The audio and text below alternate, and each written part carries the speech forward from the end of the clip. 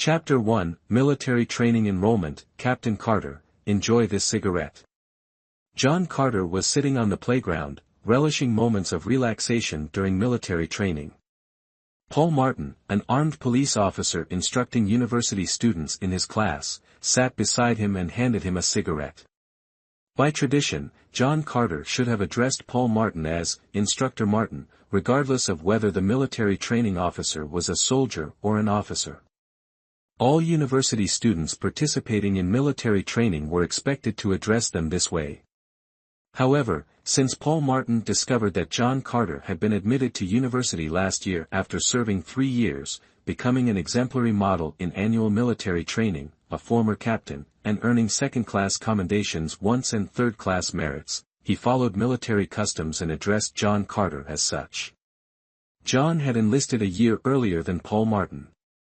Not only Paul Martin but nearly all armed police officers and soldiers involved in this military training referred to John Carter this way, including junior and senior armed police officers. In the military, after 2 years of service, soldiers addressed each other as Mr. Martin and Mr. Carter, while those with ranks were addressed by their titles, whether officers or soldiers. Thank you very much. Tomorrow is the assessment day, and your military training will conclude the day after.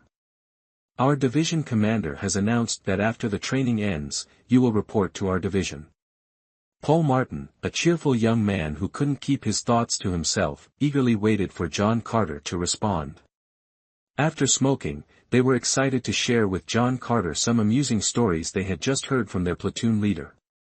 Regarding this, Deputy Chief of Staff Clark, responsible for military training at their university, had welcomed John Carter the day before. However, John didn't find it particularly noteworthy and chose not to share it with others. Even so, he didn't want to dampen Paul Martin's enthusiasm, so he intentionally asked a few more details before shifting the topic. He then began discussing the wonders of the world with Paul Martin. John Carter's family lived in a developed economic region in the South. When he took the university entrance exam, he was unable to complete his application.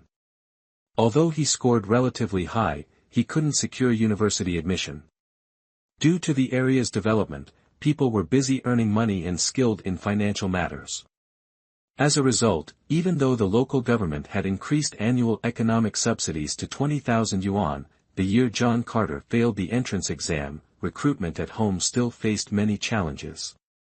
John Carter's father, a government official, under strong influence from higher leadership, used his own persuasive methods to encourage John Carter to join the military. John Carter took on a role in the Signal Corps, and in his first year, he participated in a military district competition, where he excelled and won first prize, earning a promotion to captain by the end of the year. Initially, the military planned to enroll John Carter in a military academy during his second year, but his family, consisting only of an older sister who was married and working at the City Federation of Literature and Arts, and himself as the sole son, did not agree to him staying in the military long term. This led him to forego the opportunity. The following year, the military district established an automated network command center and transferred John Carter to work there. During his time at the network center, John Carter was honored with a third-class award in the first half of his third year for his outstanding achievements in technological innovation. However, by the end of that year, due to strong opposition from his mother, the military was unable to retain him, and he was discharged to return home. With his significant accomplishments and his family's prominence, many organizations quickly sought him out after his discharge, with some even ready to appoint him to official positions. However, John Carter harbored a burning desire to attend university. He never gave up on studying during his time in the military. His mother, with unconditional love and support, stood by his decision, which resulted in 2 votes in favor, 1 against, and 2 abstentions within the family. Subsequently, he resolutely prepared for 6 months and attempted to enter university for the second time. Carter's initial thought was to pursue a major in history or traditional Chinese medicine, with the dream of becoming an expert in ancient Chinese culture. However, this decision faced opposition from his family because, during the last 2 years of his military career, he had studied computer science. He excelled in achieving Level 4 certification in computer applications, passed advanced network administration exams, and even reached an intermediate level.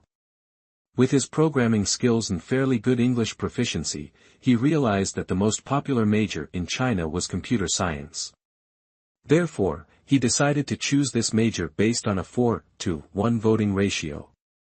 As a decorated veteran, he received extra points for his university entrance exam. Despite only preparing for 6 months, John Carter scored high and was admitted to the computer science department at Northwest University, majoring in computer applications. The first half-month after enrollment was allocated to military training, primarily focusing on formations and basic tactical movements. John Carter, having mastered these skills before, naturally demonstrated exceptional personal qualities. As the saying goes, when an expert appears, they immediately recognize the situation. 3 days into the training, Paul Martin, the instructor responsible for their class, noticed that John Carter was distinctly different. Upon inquiry, he discovered that John Carter had just retired from the military the previous year, 1 year earlier than Paul Martin. During his military service, John Carter had served as a squad leader. From then on, Paul Martin began referring to him as Captain Carter. After Paul Martin's attention-grabbing statement, 2 days later, all officers and soldiers participating in military training learned that a university student named John Carter was a former soldier who had been discharged last year, and he suddenly became famous. Thanks to his prior service in the military, John Carter soon became friends with the officers and soldiers involved in this military training program. Subsequently, through interactions and learning more about John Carter's experiences and achievements in the military, he became an idol for most of the armed police soldiers. John Carter's achievements serve as a remarkable testament to his time in the military, during which he completed numerous important missions.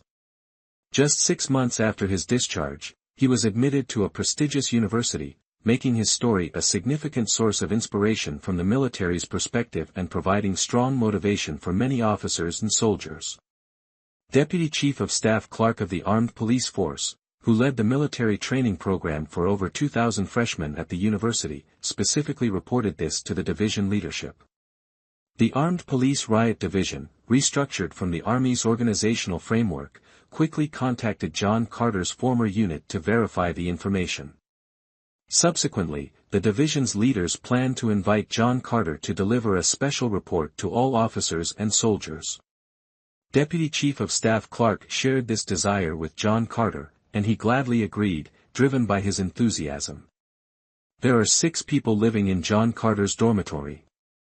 Since their class only admits 35 students, with nearly 1 student from each province and city, these 6 individuals come from 6 different provinces. On the night after registration, the 6 dorm mates were ranked by age at the strong insistence of Simon Scott, a kind-hearted guy from one of these provinces.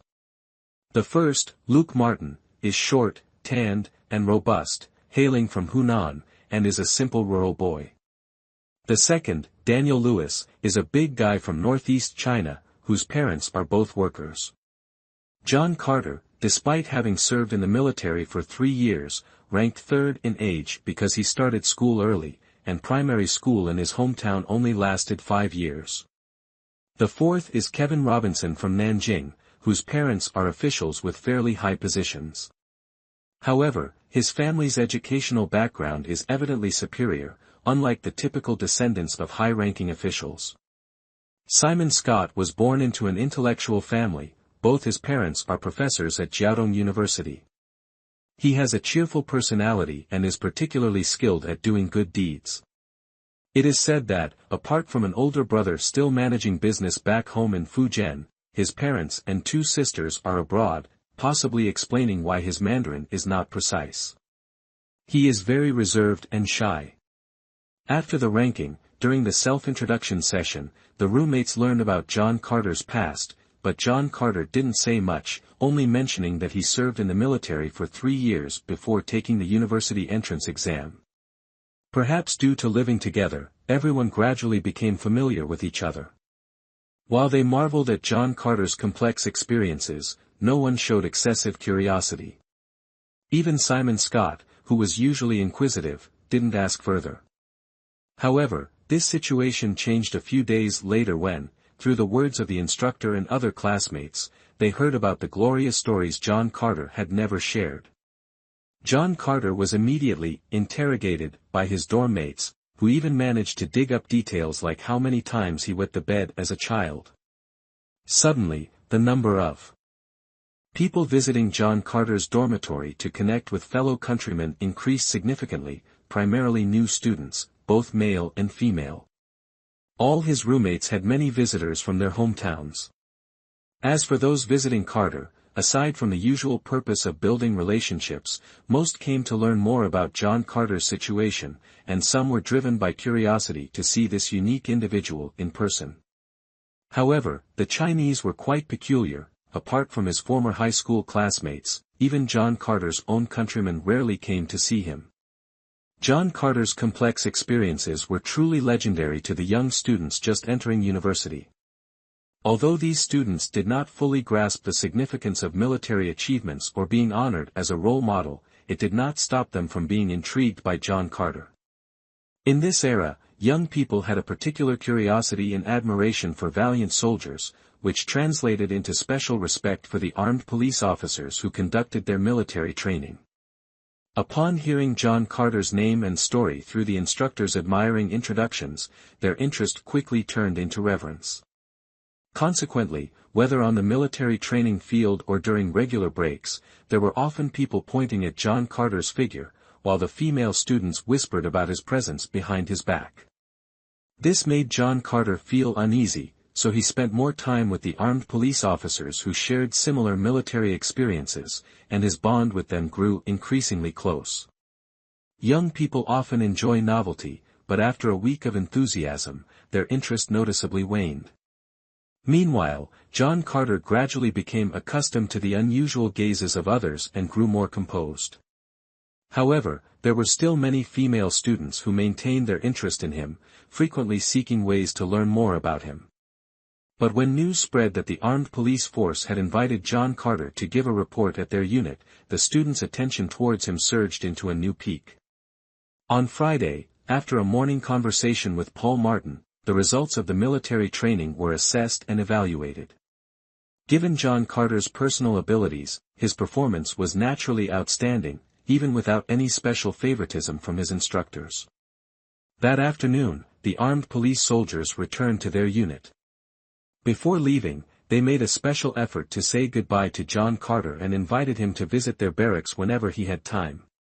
The date for John Carter's invitation to the barracks for a presentation, after discussions between the university and the military unit, was set for September 29, right before National Day.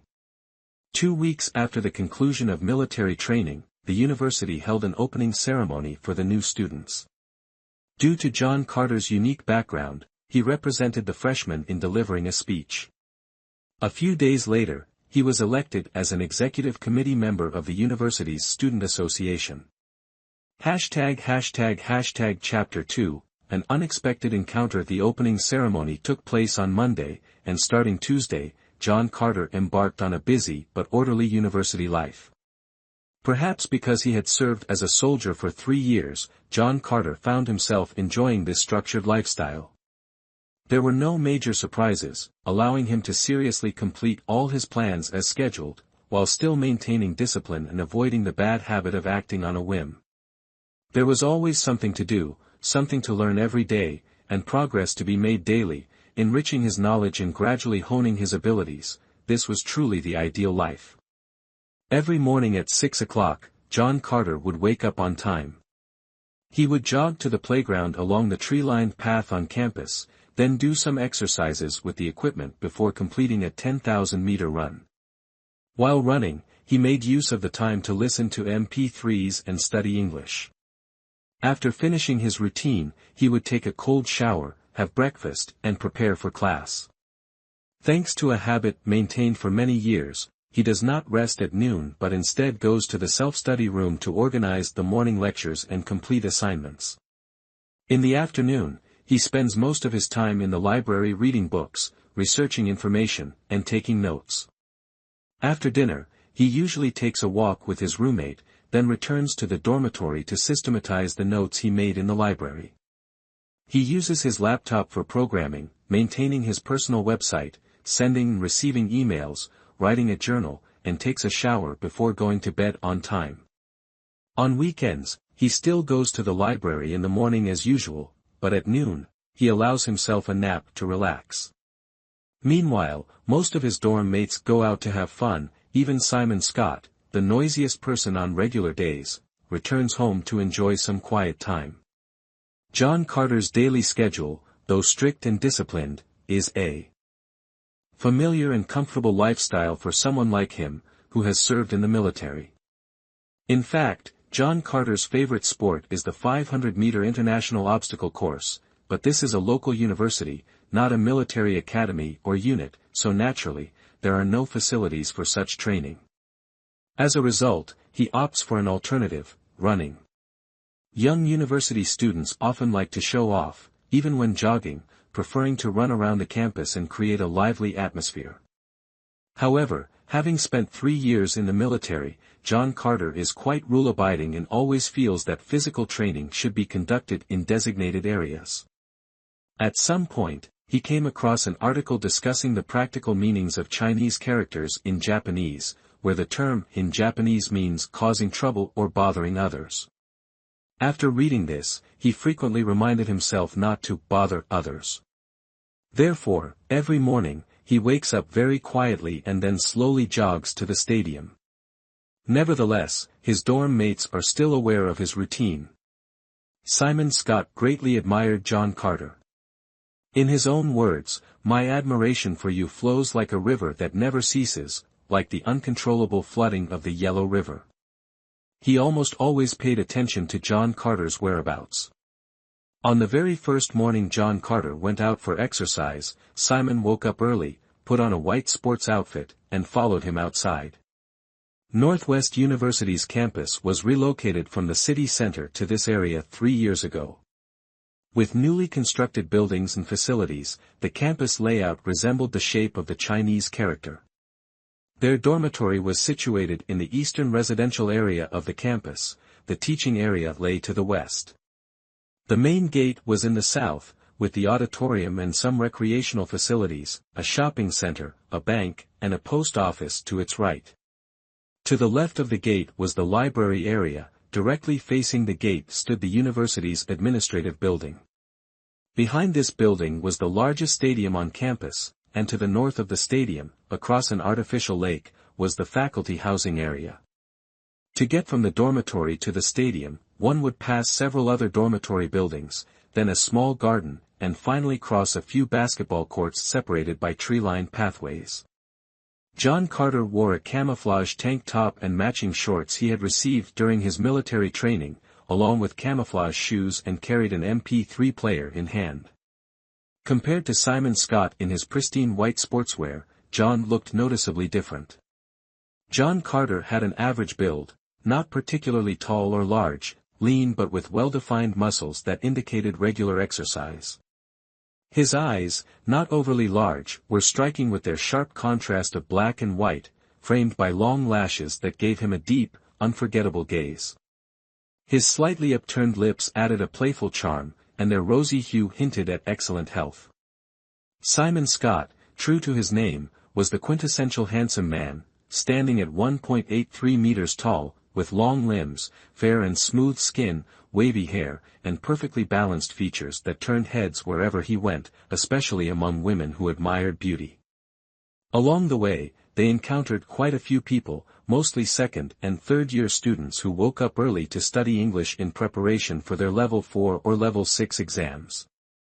Some sat on benches in the garden, others leaned against French sycamore or poplar trees, holding books or notebooks, reading and mumbling softly. Some wore headphones, using CD players or MP3 devices to listen while they studied. On the lush green field, there weren't many people at the time, apart from a few sports students practicing.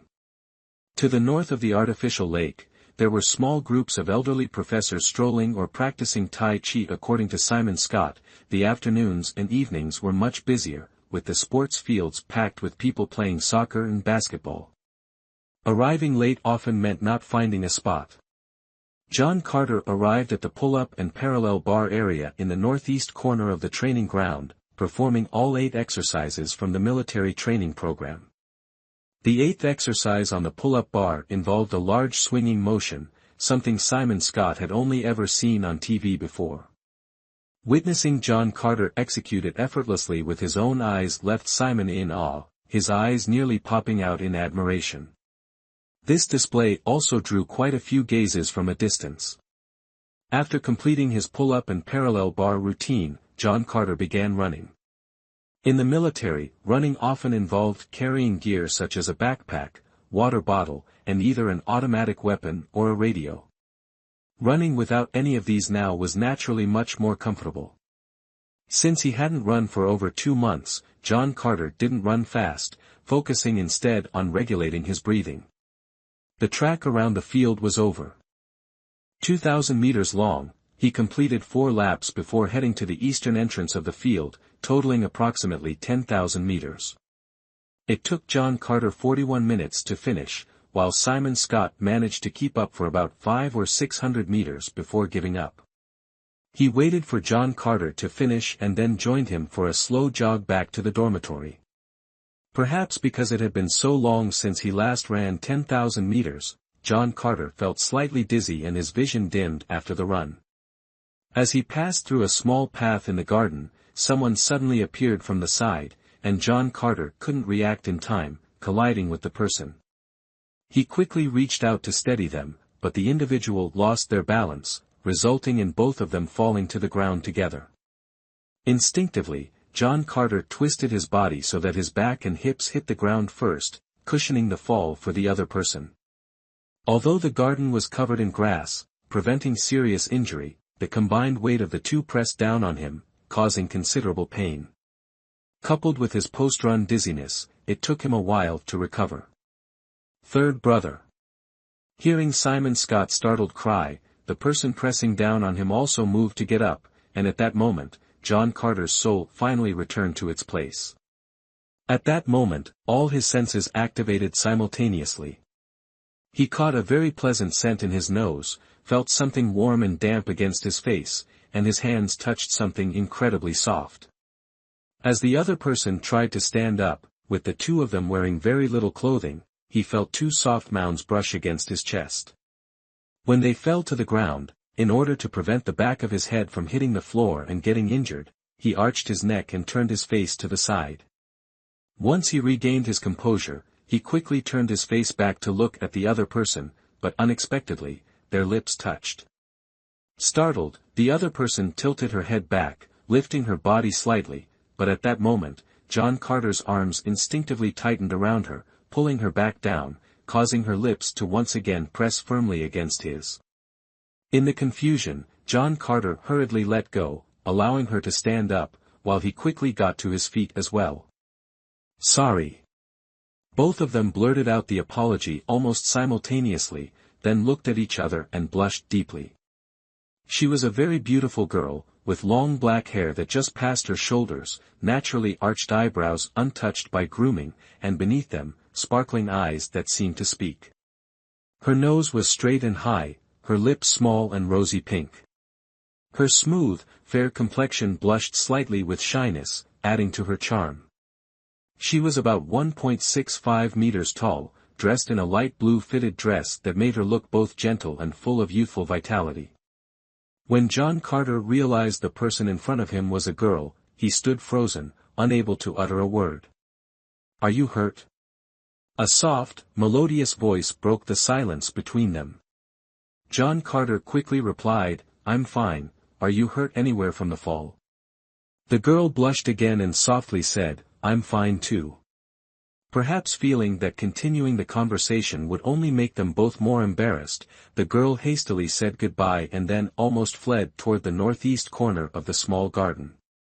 John Carter stood dazed, watching her figure until it disappeared into the dense green bushes. Since letting out a startled scream, Simon Scott had been standing nearby. Initially, he intended to help the 2 people who had fallen, but upon seeing a girl topple onto John Carter, his outstretched hand quickly pulled back. Instead, he stood there curiously, watching as the two got up, exchanged words, and parted ways. Once the girl was far enough away, Simon approached John Carter and shouted oddly, "Wow! Someone managed to hug a beauty, huh?" Embarrassed, John Carter gave him a push. "Stop talking nonsense." But on the way back to the dormitory, Simon Scott couldn't stop teasing him about the incident. When they arrived at their room, Simon exaggerated the story even further, recounting what he called John Carter's accidental encounter with a beauty to their roommates. Fortunately, because Simon had been behind John Carter and at an unfavorable angle, he didn't see the unexpected kiss between the two. Otherwise, no matter what John Carter said, he wouldn't have been able to clear his name. As Simon enthusiastically spread the story, John Carter didn't offer much explanation, knowing that saying more would only make things worse. Luckily, in their dormitory, apart from Daniel Lewis from the Northeast, who enjoyed joking around, the others didn't pay much attention to the commotion Simon was creating. That evening, before going to bed, John Carter found an opportunity to explain the full details of what had happened. After that, aside from Simon Scott, the others, who were entering a period of intense study, no longer brought up the incident. However, Simon's enthusiasm lasted for an entire week, even going so far as to exclaim, "It must take 3 lifetimes of good karma to share the same boat, but hugging each other, now that's a fate spanning several lifetimes." Since the first day of running, unable to keep up with John Carter, during those 3 weekends, although others in the dormitory joined John Carter at the stadium for training, Simon Scott only ran to the stadium. After watching John Carter perform pull-ups and dips, he left the stadium to head to the small garden where John Carter had previously bumped into that girl, waiting for everyone to return. He said he wanted to help John Carter reconnect with a past life romance. But after 3 consecutive days with no results, it seemed the girl might have just passed by coincidentally that day, or perhaps, embarrassed by the incident, she deliberately avoided the place. After 3 days of enthusiasm, and then returning home for the weekend, by the second week, Simon Scott no longer tried to help John Carter reconnect but joined everyone else in returning from the stadium. After a week of adjustment, John Carter only needed 37 minutes to complete 10,000 meters. In fact, he could have run faster if not for the distraction of wearing an MP3 player. However, since he wasn't competing or fighting, just exercising for health, he maintained that pace. His roommates still couldn't keep up, so they jogged at their own pace. While John Carter ran 10,000 meters, they covered as much distance as they could, and when he finished, everyone regrouped. Under the influence of their dormitory, the number of people training in the stadium each morning gradually increased. John Carter's distinctive camouflage outfit particularly impressed the young students, leading many male students at the university to purchase similar camouflage gear.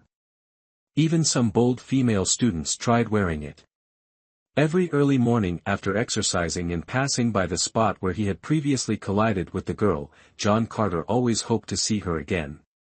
But each time his hope faded, leaving him with a vague sense of disappointment. He rationalized that he had accidentally bumped into her before without properly explaining himself, and if they met again, he could clarify and sincerely apologize. However, the real reason might be that he had developed an inexplicable fascination with the radiant girl. John Carter started school quite early. During elementary and high school, most of his classmates were 2 or 3 years older than him, and the girls often treated him like a younger brother. At home, he also had an older sister, so until he enlisted in the military, almost no girl treated him as an equal. After joining the military, although there were a few female soldiers in his unit, the strict military regulations and his busy schedule of training and technical improvement left him little time to interact with them. Even when he did, due to habits formed from a young age and his slow perception, he likely only saw them as colleagues in work and study, making it hard for him to notice gender differences. Half a year after being discharged, he lived a rigorous life preparing for university entrance exams, leaving no time for socializing with girls his age. University, however, is a place where romantic stories can easily unfold. At the dreamy age of 20, John Carter naturally hoped, deep down, to interact with a beautiful girl and experience something magical. ####Chapter 3, University Life. Since this was the first semester, it marked the transition for students from the spoon-fed teaching methods of high school to the more self-directed learning approach of university. As a result, the schedule was relatively light. There were only 5 mandatory courses: advanced mathematics, general physics, English, philosophy, and university literature, a subject newly introduced this year for key universities by the government. All these were foundational courses. Additionally, there were several elective courses as part of the government's pilot comprehensive education program, which didn't count for credits but required high attendance rates. All classes were scheduled in the mornings, while afternoons were mainly reserved for self-study. Universities would also occasionally organize seminars during the afternoons. This was a common arrangement across most universities. In reality, university curricula were already designed to be light, focusing on the development of various skills and qualities. For John Carter, the academic pressure felt even lighter. When participating in technical improvements in the military, John Carter worked with data encryption, which involved various encryption algorithms requiring extensive mathematical knowledge, such as matrix calculations. As a result, he self-studied several mathematical concepts that are typically taught at the university level. This made learning advanced mathematics relatively easy for him. However, in the past, there was no formal instruction available, only occasional guidance from a few officers in his unit, so his learning lacked structure. Now, with university lecturers teaching these subjects, he greatly values this opportunity. Moreover, he firmly believes that the greatest benefit of studying mathematics lies not in the mathematical knowledge itself but in the development and refinement of logical thinking during the learning process. For this reason, he has always had a special fondness for mathematics. Similarly, since programming in C requires a relatively high level of English proficiency, John Carter's English skills are not lacking. He plans to take the Level 4 English exam in the next semester. Therefore, during class, he rarely listens to the lectures and instead studies in his own way. The Chinese military always prioritizes political education, considering it the lifeline. After 3 years of political training in the military, subjects like philosophy no longer feel novel to him. If it weren't for attendance requirements, he wouldn't want to participate. As a result, he often takes advantage of philosophy class time to study English vocabulary. Regarding physics, mastering mathematics significantly enhances the efficiency of learning physics. Initially, he intended to major in history, so his foundation in classical literature is quite strong. Consequently, university-level literature courses are not particularly challenging for him. In this regard, he differs from his classmates in the computer science department, who tend to lean more toward the natural sciences. Nevertheless, this does not mean that John Carter is indifferent to this academic journey. After 4 years of graduating from high school, he finally passed the university entrance exam. Having spent years in society and the military, his thinking has matured significantly, and he has come to deeply appreciate the opportunities he currently has. Some students from less affluent families often take advantage of afternoons, evenings, and weekends to work part-time. In the afternoons, they do small errands, and in the evenings, they work as tutors. In their dormitory, Martin Honghui and Daniel Lewis have secured quite a few tutoring jobs. Martin Honghui's family is from rural Hunan, where his parents are farmers with modest incomes. They can afford his tuition fees but cannot provide much for his living expenses. As for Daniel Lewis, his parents are factory workers, but in recent years, the state-owned enterprise they work for has not been doing well. His mother is unemployed, and although his father still works, his monthly salary is only about 500 or 600 yuan, just enough to cover the family's basic living costs. It is said that Daniel's tuition fees were raised with the help of relatives, so his financial pressure is even greater. Fortunately, Simon Scott, though outspoken, is very enthusiastic. Leveraging his advantage as a local and his parents' connections as professors, he helped both Martin and Daniel find tutoring jobs after completing military training. Currently, Martin Hong Hui tutors English and math for 2 middle school students who live near each other every Monday, Wednesday, and Thursday evening, as well as Sunday morning. Each evening session lasts 2 hours, with an additional hour on Sunday morning, earning him over 200 yuan per week. Daniel Lewis, on the other hand, tutors for 2 hours on Monday, Tuesday, and Thursday evenings, but he is only free on Sunday afternoons during the weekend. However, the students he tutors live in 3 different locations, with one place being quite far from the school, making his job much more challenging. As for John Carter, his family is relatively well off. Moreover, during his 3 years in the military, the local government provided his family with financial support totaling over 60,000 yuan, which his parents saved for him. Thus, covering tuition and living expenses for 2 to 3 years is not an issue, and John Carter has no plans to take on part-time work in the near future. He believes that the first 2 years of university are for foundational courses, so if he is not under financial pressure, he should focus on studying, strengthening his foundation, and aiming to pass the English proficiency exams for levels 4 and 6. When he begins his specialized courses, he plans to utilize his prior work experience in computing to find a suitable part-time job to prepare for employment after graduation. Therefore, every afternoon, John Carter goes to the library to research and study. He embarked on his journey with a clear purpose.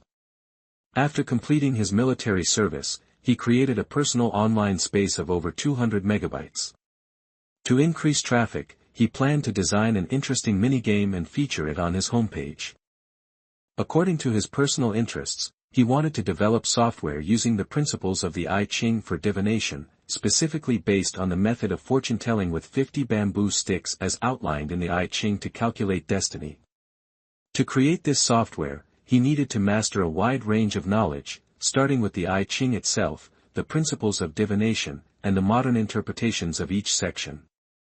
While the principles of divination were not overly complex, interpreting the particularly intricate sections of the I Ching into meanings relevant to real-life situations proved to be quite challenging. Although the I Ching has been studied by the Chinese for over 2 millennia, the vast number of researchers and their diverse opinions made choosing the right interpretations difficult. The first step John Carter took was to compare research materials from various dynasties, selecting the interpretations he found most suitable. Without his current university, he would have struggled to find such convenient resources, whether online or at a local library. After all, this is a prestigious national university with a long history and an abundance of resources and books for academic research. Thus, John Carter increasingly felt that his decision to enroll in this university was the right one. He meticulously categorized each section, comparing different interpretations to identify the ones he deemed most satisfactory. All this information was then entered into a private database he developed upon returning to his dormitory in the evening.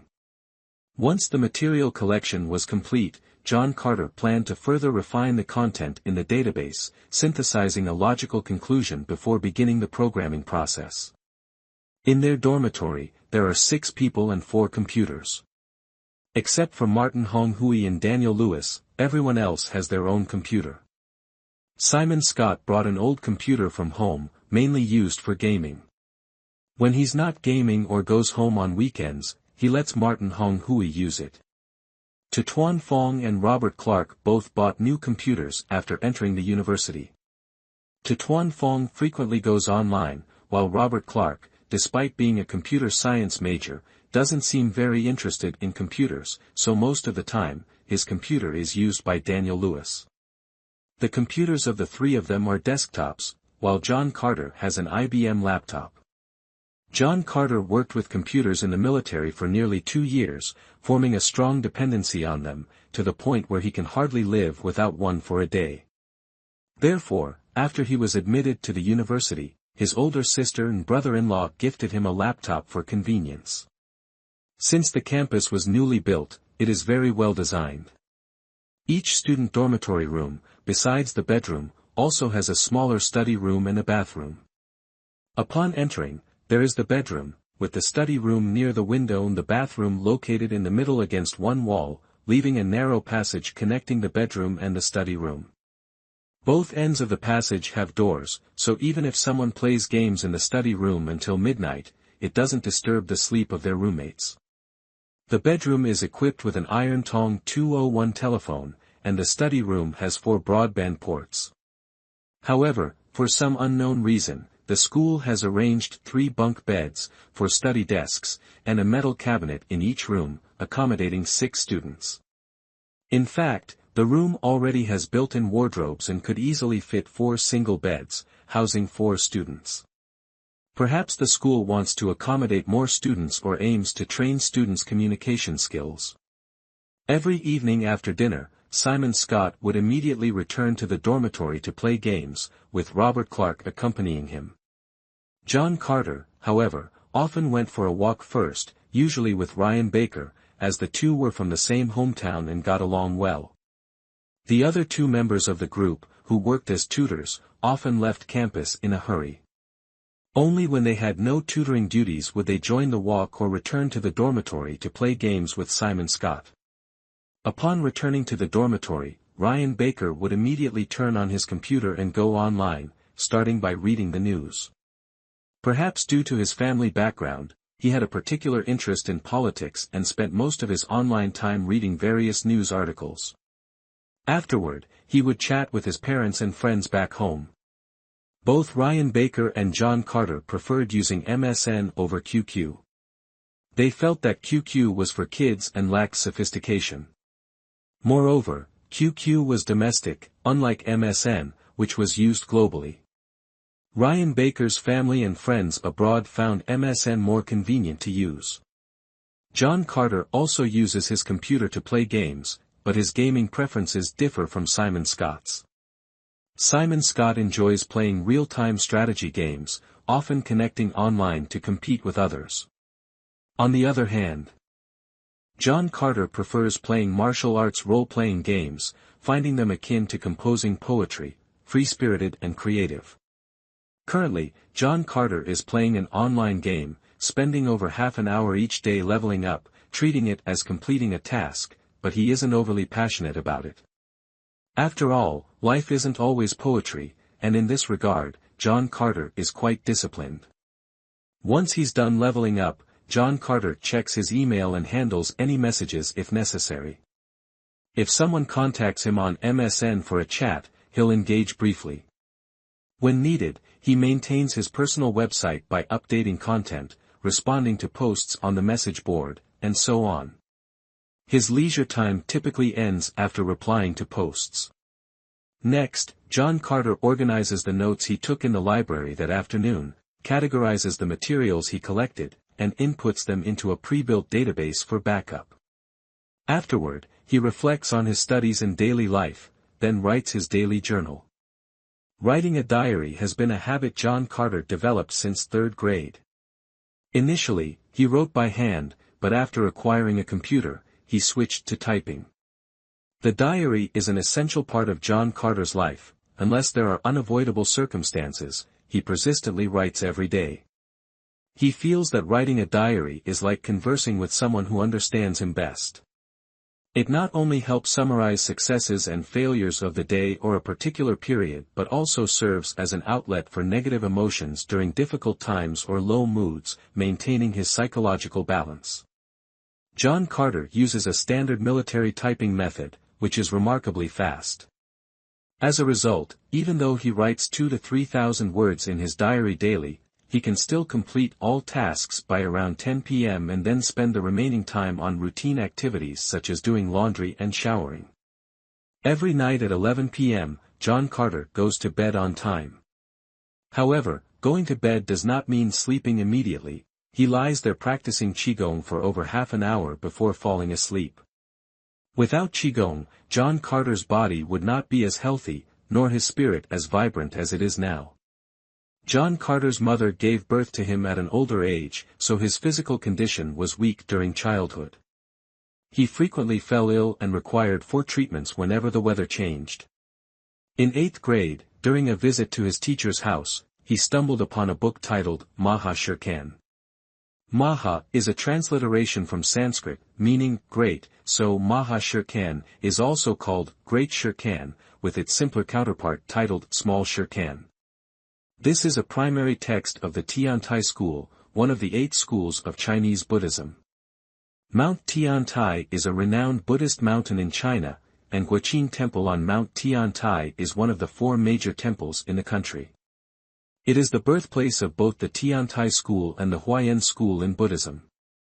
Since Guoqing Temple is located in the Jiangnan region, a place historically known for producing many talented individuals, the Tiantai school has been significantly influenced by traditional Confucian thought, making its teachings and practices the most aligned with Confucian philosophy among the Buddhist schools. Having been raised with a traditional cultural education, John Carter became intrigued when he encountered this book. He borrowed it from his teacher to take home and read. Under the teacher's suggestion, he discovered a method called Qi Guan Fa mentioned in the book, Maha Qi Guan, which was similar to the popular Qigong practice at the time. He began practicing this method, and within a few months, his health significantly improved. With his family's consent, he accompanied his teacher on a trip to Guoqing Temple, where he apprenticed under a senior monk to gain deeper knowledge.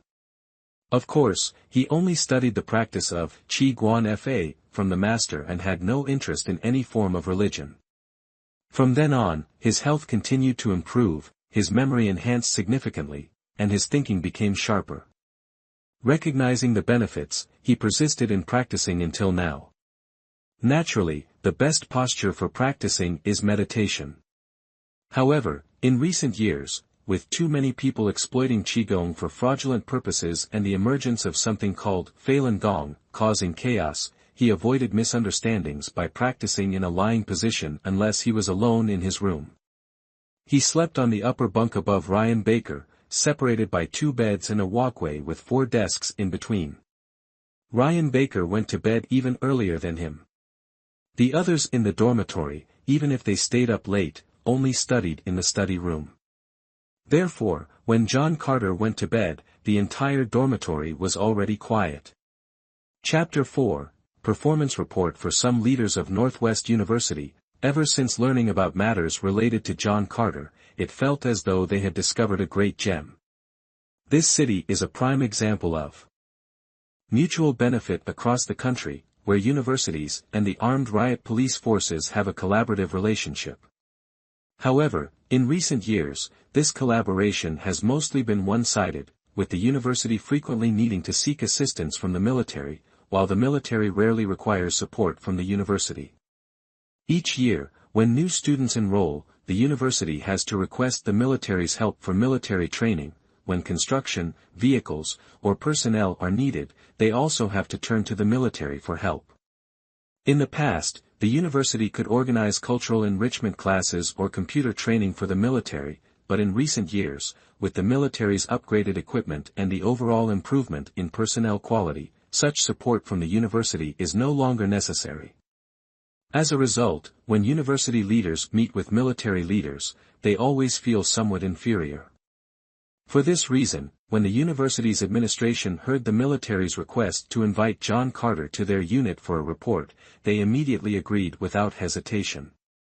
Subsequently, a vice president of the university personally spoke with John Carter, explaining the significant importance of this event, even elevating it to a political level to emphasize its gravity, which left John Carter feeling immense pressure. At the same time, a large team of writing experts was assembled to help John Carter draft his speech. During the weekend break of his military training upon enrollment, John Carter spent nearly the entire day with this team, continuously recounting his glorious experiences during his 3 years in the military, his diligent studies after discharge, and the countless challenges he overcame to gain admission to this prestigious university. In truth, John Carter personally felt that his military experiences were nothing extraordinary, and his exam preparations before entering university were not particularly remarkable. However, due to political needs, he had to follow their narrative and present it as such. Once the initial draft was completed, it was sent to the university leadership for review.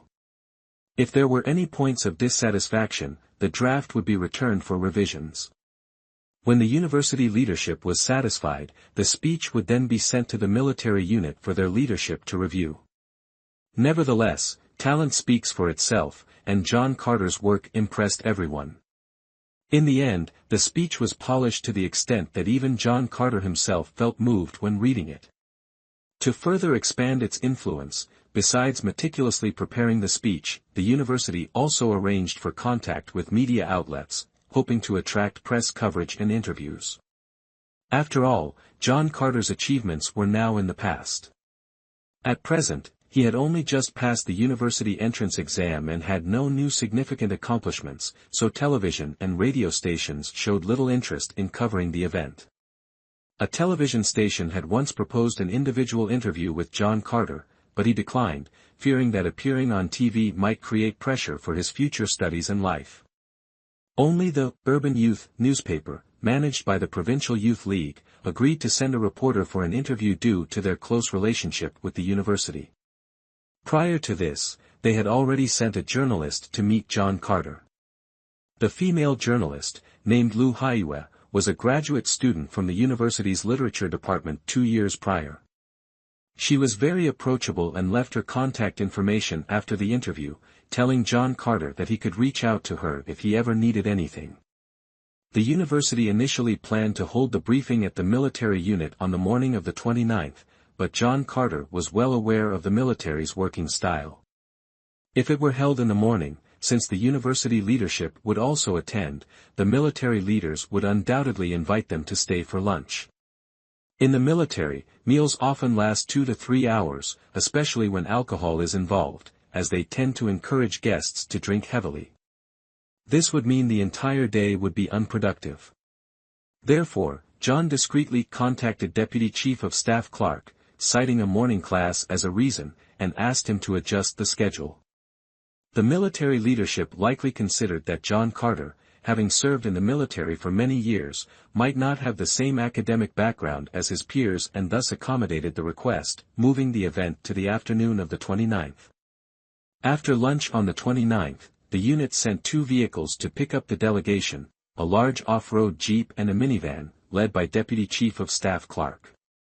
From the university's side, a vice president led the group, accompanied by Chris Miller from the Urban Youth newspaper, who was indispensable, along with several prominent writers from the university. John Carter rode in the leading jeep with Deputy Chief of Staff Clark, the vice president, and Chris Miller. Along the way, Chris Miller constantly chatted with John Carter, finding their conversation so engaging that he almost wanted to adopt John Carter as his sworn younger brother. As soon as they stepped through the camp gate, they saw a sculpture with an old-style tank placed on top, its cannon barrel pointing straight at the gate. Paul Martin once mentioned that this armed anti-riot police division was converted from an army armored division. That tank was real, having participated in the self-defense war against Vietnam and earned merits. Therefore, after being decommissioned, it was not scrapped but placed here.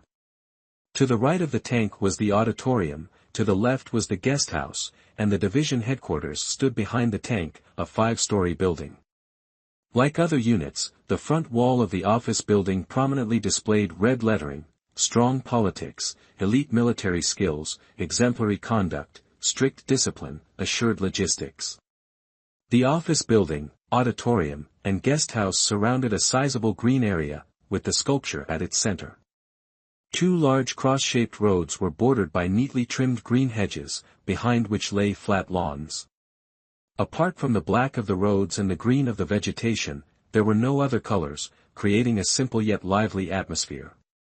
The division commander and political commissar had been waiting under the office building beforehand. Upon seeing the deputy principal, they immediately saluted in military fashion, then shook hands and exchanged a few polite words. John Carter followed behind the deputy principal. When the 2 unit leaders approached to shake his hand, his reflex was to salute in military style, but halfway through raising his hand, he remembered he was now a civilian and awkwardly lowered it. The commander laughed heartily, lightly patting John on the shoulder with his left hand while firmly shaking his right hand, and the political commissar courteously offered a few words of praise. After staying in the division's meeting room for more than half an hour, everyone went downstairs to the auditorium to begin John Carter's presentation. When John Carter and his companions entered the auditorium from the back door and stepped onto the stage, the hall was already packed. The auditorium was very large, seemingly able to hold more than 3,000 people. Previously, during his time in the military, John Carter often conducted similar achievement presentations. Despite the large audience, he didn't pay much attention to it, only wondering where his close friends were sitting. When the officials on the platform had settled in their seats, the on-duty officer wearing a yellow armband shouted loudly, "Stand up." Immediately, everyone stood up with a synchronized swish. The on-duty officer continued to command, "Attention." Then, the officer turned to face the chairman's podium, saluted solemnly towards the political commissar who was slightly leaning forward, and reported, "Comrade Political Commissar, all members attending the meeting have assembled, awaiting your instructions." The political commissar returned the salute and said, "Sit down." The on-duty officer turned back and ordered the entire unit, "Sit down." Once everyone was seated, the political commissar took the microphone and began his speech. He first requested a warm round of applause to welcome the Vice President of Northwest University and Comrade John Carter, our fellow comrade in arms, for joining and guiding the event. He then briefly introduced John Carter, shared details about his journey of growth, and emphasized the significant practical meaning his story holds for the officers and soldiers in the unit. Afterward, he invited the university's vice president to speak. The vice president of the university began with a humble remark, stating that he did not dare to call it guidance but rather mutual learning. He then expressed gratitude for the military's long-term support in the university's development, mentioning the close bond between the military and civilians and referring to the development strategy for the Western region. Finally, he thanked the military for training outstanding young individuals like John Carter, emphasizing that his story serves as an inspiring example for young students to follow. After the two leaders spoke for nearly an hour, it was finally John Carter's turn to present his report. He rose from his seat, stepped up to the podium, and began sharing his story. To suit the occasion, John Carter wore a second-class medal, a third-class medal, and 3 outstanding soldier medals on his chest. These medals had been borrowed by the university from somewhere, as his real medals were kept at home and not brought to the event. According to the prepared speech, John Carter recounted his experiences. Since the speech was written vividly and his experiences were truly remarkable, the officers and soldiers gave him more than 10 rounds of enthusiastic applause throughout the session. John Carter's report lasted for an hour and a half, and by the time it concluded, it was nearly 5 p.m. The university's writers were sent back first, while John Carter, the vice president, and Chris Miller stayed for dinner. The dinner was lavish, and the military leaders were very enthusiastic, continuously offering toasts to the vice principal, which led John Carter to drink 3 or 4 glasses of white liquor as well. According to tradition, during events with leadership present, others are not allowed to leave until the leaders do. Fortunately, this time Chris Miller was there. Being both a woman and a journalist, she used the excuse of wanting to explore military life to pull John Carter outside, helping him escape the awkward situation. In reality, Chris Miller had no intention of exploring military life. She simply didn't want to see John Carter grimacing while drinking white liquor, so she found an excuse to lead him out. Once outside, she asked John Carter where he wanted to go. He expressed a desire to visit Paul Martin and others, so with the guidance of an accompanying officer, they headed to the special unit where Paul Martin was serving. This special unit was formerly the division's task force, and nearly everyone there was a martial arts expert and sharpshooter, with some even possessing unique skills.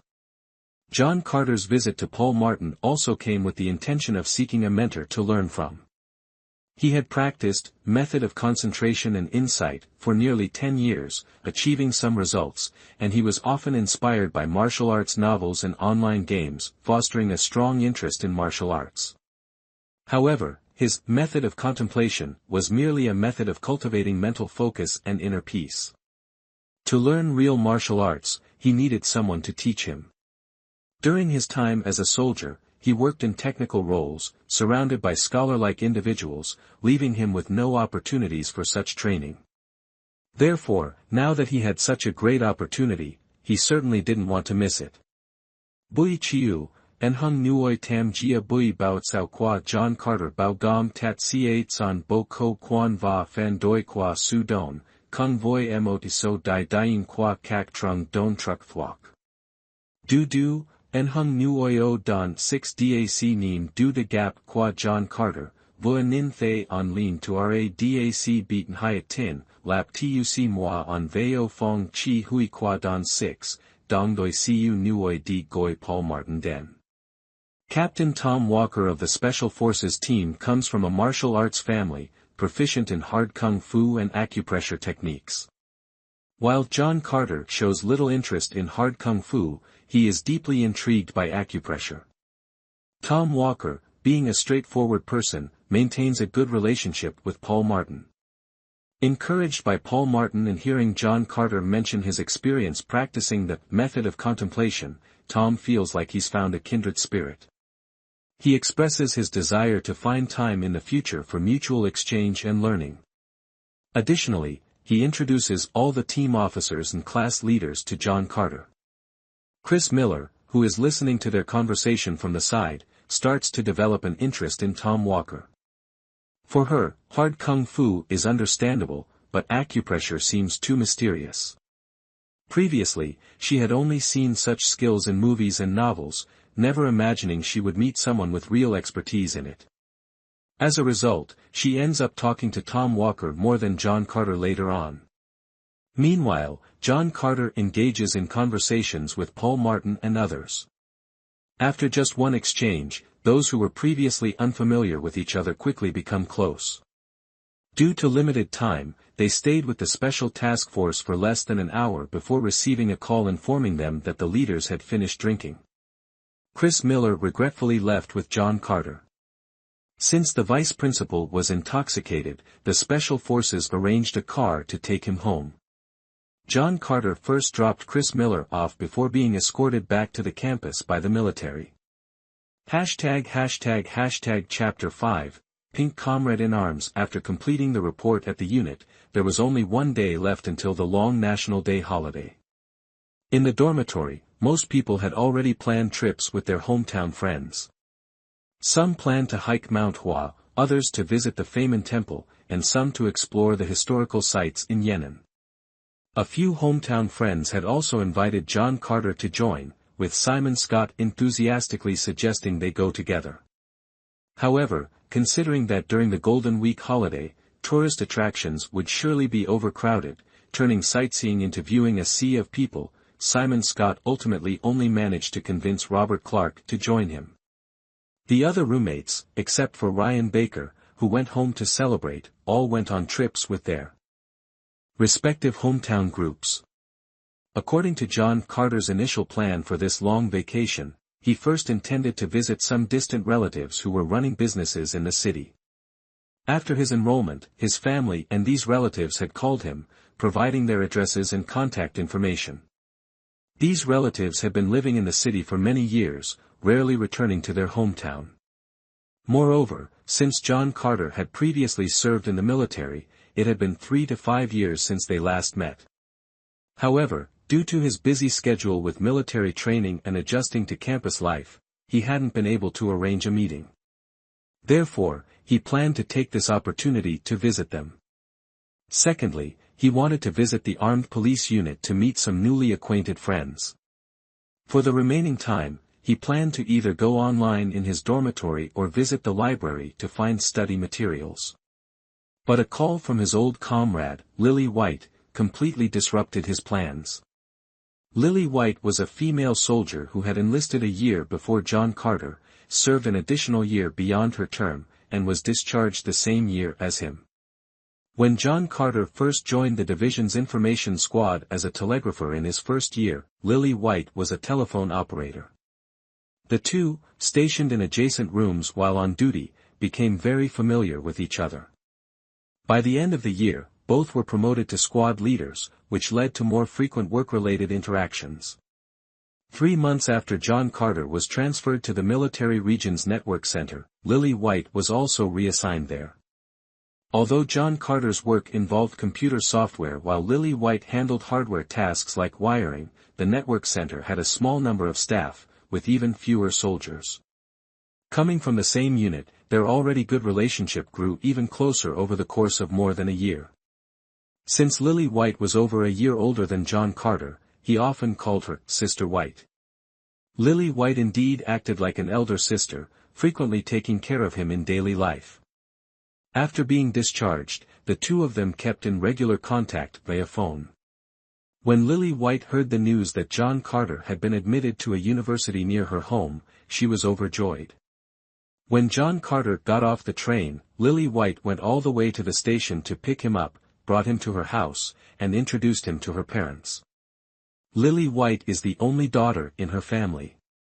Her father, William White, is a local who used to be one of the first state officials to transition into business. Though he is somewhat afraid of his wife, he is very skilled in business.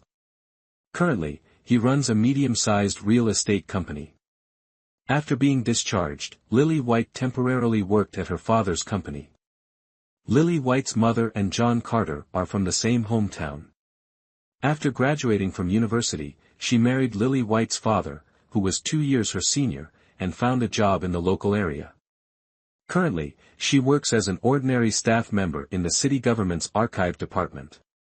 People often say, hometown is a familiar place, so when meeting John Carter, Lily White's mother was very fond of him.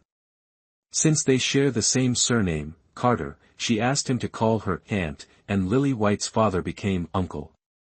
Meanwhile, the way John Carter addressed Lily White changed from Sister Lily to Elder Sister.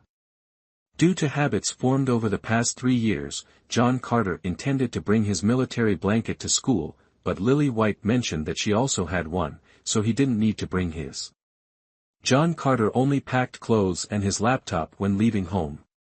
Lily White handed her military blanket to him and even prepared everything from towels, mosquito nets, mattresses, bed sheets, mats, pillows, pillowcases, wash basins, to slippers. She also gave him a local SIM card. That afternoon, since Lily White had to attend a self-study review class and John Carter wanted to get to school early to prepare, after lunch, he chatted briefly with her mother. Later, Lily White's father arranged for someone to take John Carter to school. When he arrived at school, nearly every evening, Lily White would call John Carter. Her mother often took the phone from her daughter to exchange a few words with him. However, this month everyone was very busy. Lily White's house was located in the northeast of the city, while the school was in the southwestern suburbs, making the distance quite far. Lily White hadn't visited John Carter at school, nor had he been to her house. Before the National Day holiday, he thought about visiting her home once, but a few days earlier, he heard that her mother would be traveling to Singapore, Malaysia, and Thailand during the holiday, and Lily White might join as well, so he gave up the idea. Moreover, John Carter wasn't fond of socializing and wasn't used to the enthusiasm of her family.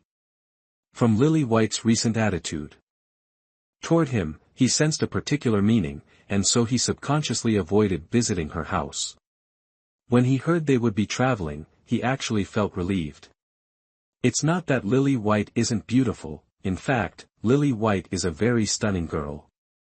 Beneath her short hair, owing to her past experience in the military, she carries a certain bold and strong aura that sets her apart from ordinary city girls. Her features are exquisite, her skin smooth and healthy, radiating an alluring charm. When wearing high heels, her height is almost on par with John Carter. Thanks to her privileged family background and a well-rounded diet, her figure has developed perfectly, making her the dream model for many young men. However, John Carter always feels that when he's with Lily White, there's no special spark between them, she feels more like an older sister. Perhaps, compared to other factors, the chemistry between a man and a woman is far more significant. On the morning of the 30th, there were only 2 sessions of university literature. Perhaps due to the upcoming National Day holiday, the young lecturer seemed distracted that day, merely covering a few basic points before digressing into unrelated topics. Before lunchtime, Simon Scott and Robert Clark, who planned to climb Mount Hua that evening, had already left the campus. With no specific plans in mind, John Carter leisurely walked back to the dormitory after lunch. The dormitory looked as if it had been swept by a storm, with everyone packing their luggage and belongings scattered everywhere. While John Carter was helping Ryan Baker, who was about to head home, pack local specialties into his suitcase, his phone suddenly rang. Hearing the phone ring, John Carter immediately knew it was Lily White calling. Their phone numbers were consecutive, and at first, John Carter found it strange that Lily White always used her mobile phone to call him. Normally, calling via mobile would be much more expensive than using a landline. Later, Lily White explained that their phones were the type people often referred to as lovers' cards, allowing them to call each other for free. It was only then that John Carter understood. However, this made him feel a bit awkward. Reluctant to change the card, he continued using it, and Lily White even covered the phone bill. Nevertheless, he rarely used his mobile to make calls, mainly relying on the dormitory's landline, and very few people knew his mobile number. "Hello, ma'am." This was the first thing John Carter said when receiving a call from Lily White throughout the past month. "Get ready. I'll come to your dorm around 2 p.m. to pick you up. My mom wants you to come over for dinner." Having once served as a phone operator in the military, Lily White maintained the habit of speaking very concisely. Unless she intentionally wanted to chat, she would never be long-winded. After confirming the exact address of John Carter's dormitory, she hung up immediately, not giving him a chance to refuse. The other roommates quickly left after packing their belongings. Ryan Baker had a train to catch at around 4 in the afternoon to head home, and on the way from school to his house, he would pass by the train station. After helping Ryan Baker pack, John Carter told him to wait a bit so he could conveniently drop him off at the station. Since they almost called every day, everyone in the dorm knew John Carter had an aunt living nearby, and his aunt had a cousin. However, John Carter didn't share too many details, avoiding giving Simon Scott, the talkative one, a chance to gossip. John Carter changed into an outfit he thought looked decent, polished a pair of leather shoes he hadn't worn in a while, put them on, and casually browsed the internet on his computer while waiting for Lily White to arrive. At around 1:45 p.m., just as John Carter was thinking he should head downstairs to wait for Lily White, she was already being led to the 3rd floor by a freshman from the same department. Hearing someone call his name from the hallway, John Carter stepped out of his room and welcomed Lily White inside.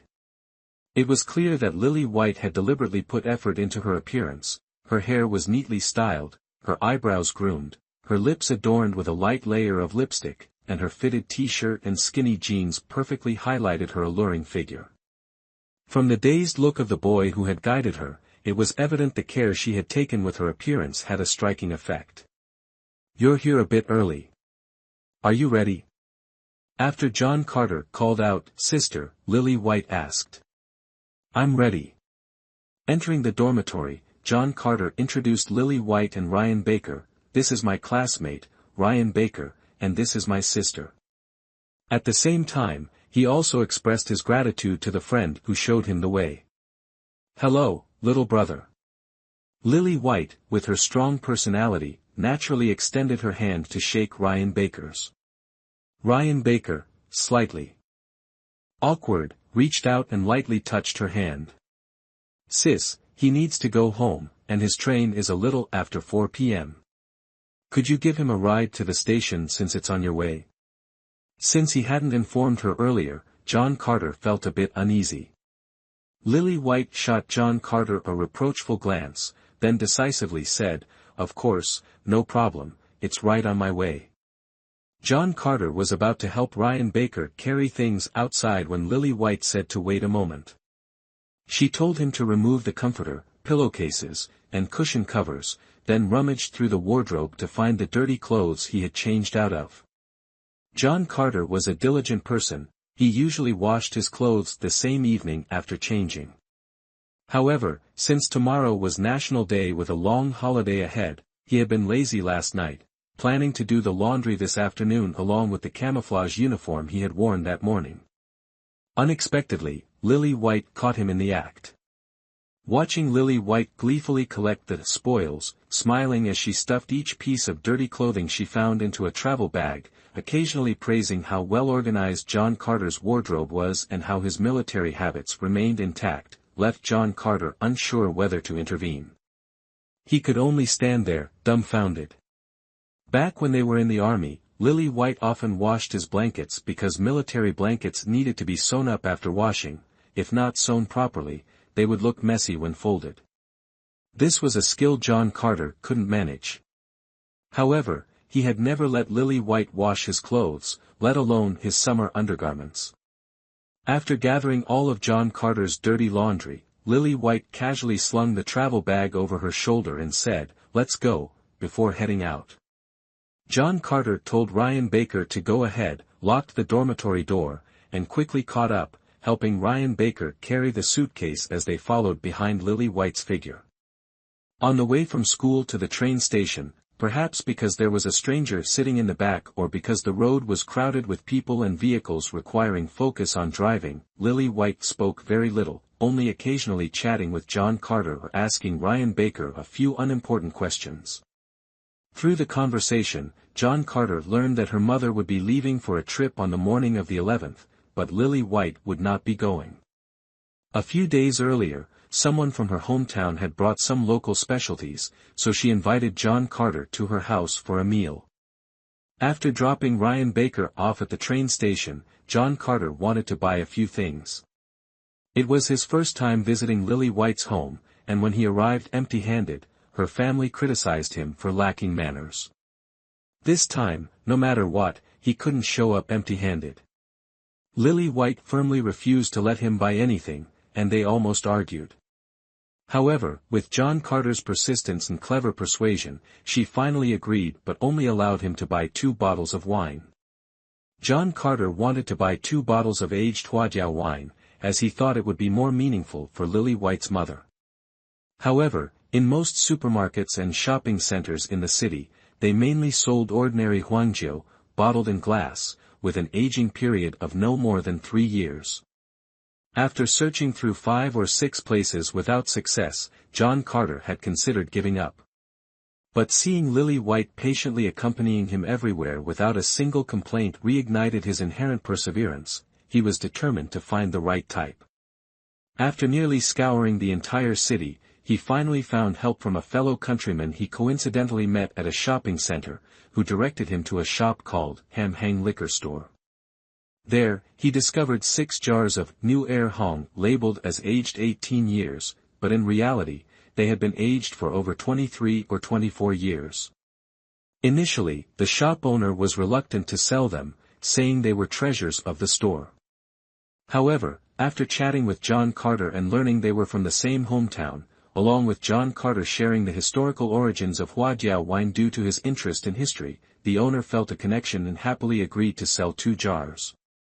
Regarding the price, partly because aged Huajiao wine is hard to price and partly because the owner felt awkward discussing it, John Carter calculated it himself based on the aging years. 18 times 2 equals 36, symbolically paying 360 yuan. The two also exchanged contact information and promised to stay in touch. To complement the wine, the owner generously added 2 kilograms of preserved plums and a pack of brown sugar as a gift. After a busy period, it was nearly 5 p.m. when they arrived at Lily White's house. Despite spending quite a bit of time, Lily White did not feel annoyed while being with John Carter. Every time John Carter felt disappointed for not finding what he wanted, she would gently comfort him. During this time, Lily White's mother had called 4 or 5 times, repeatedly urging them to come back early. However, seeing John Carter's determination of not giving up until reaching the Yellow River, she kept finding various excuses to explain on his behalf. Thinking back, the boy she liked was doing his utmost just to make her mother happy. This alone was enough to move any girl in the world. In her heart, apart from happiness and being touched, there seemed to be no room for any other emotions. Hashtag Chapter 6, Pickled Plums and Wine. When they reached the front door, Lily White had John Carter carry down the 2 jars of wine from the car first, while she picked up his travel bag filled with dirty clothes and closed the car door. Because the company deals in real estate, Lily White's house is designed as a duplex-style home, with each floor spanning over 200 square meters, offering a very spacious layout. On the ground floor, right at the entrance is the main hall, with a wooden staircase leading to the upper floor aligned with the hall.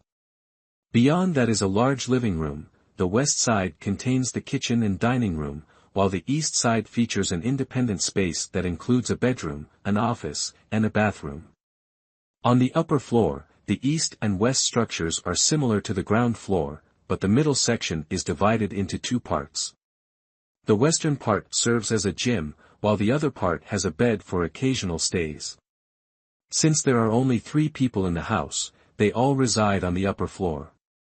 Lily White stays on the east side, while her parents' bedroom is on the west side. Sarah Carter was busy in the kitchen, and William White had not yet returned home. Hearing the sound of the door opening, Sarah Carter, still wearing an apron, ran out from the kitchen. "Hello, ma'am." John Carter, being very polite, greeted Sarah Carter as soon as he saw her. "You child, why bring things when you visit? Next time, I won't let you come over," Sarah Carter said with slight displeasure upon seeing John Carter holding 2 round objects in his hands. However, when she took 1 jar from John Carter and realized what it was, her annoyance at his overly polite gesture immediately turned into delight. "Oh, isn't this the new Air Home wine from my hometown? How did it end up here?" Even though she had been married and living far from home for over 20 years, she still possessed a remarkable ability to recognize something as unique as this. Placing the wine jar on the tea table, she carefully examined the patterns on its surface, the seal, and the printed text at the jar's mouth. Finally, she concluded, this wine had been aged for 23 years and 8 months, originating from a winery less than 5 kilometers from her hometown. Perhaps the jar of wine evoked a certain emotion within her, as she placed her hand on it and fell into deep thought. Since entering the house, Lily White had quietly stepped behind John Carter, smiling at him and her mother without saying a word. Although she didn't fully understand the peculiar bond between John Carter and her mother over this old-fashioned wine, from his persistence, she had already guessed that this would bring her mother a great surprise.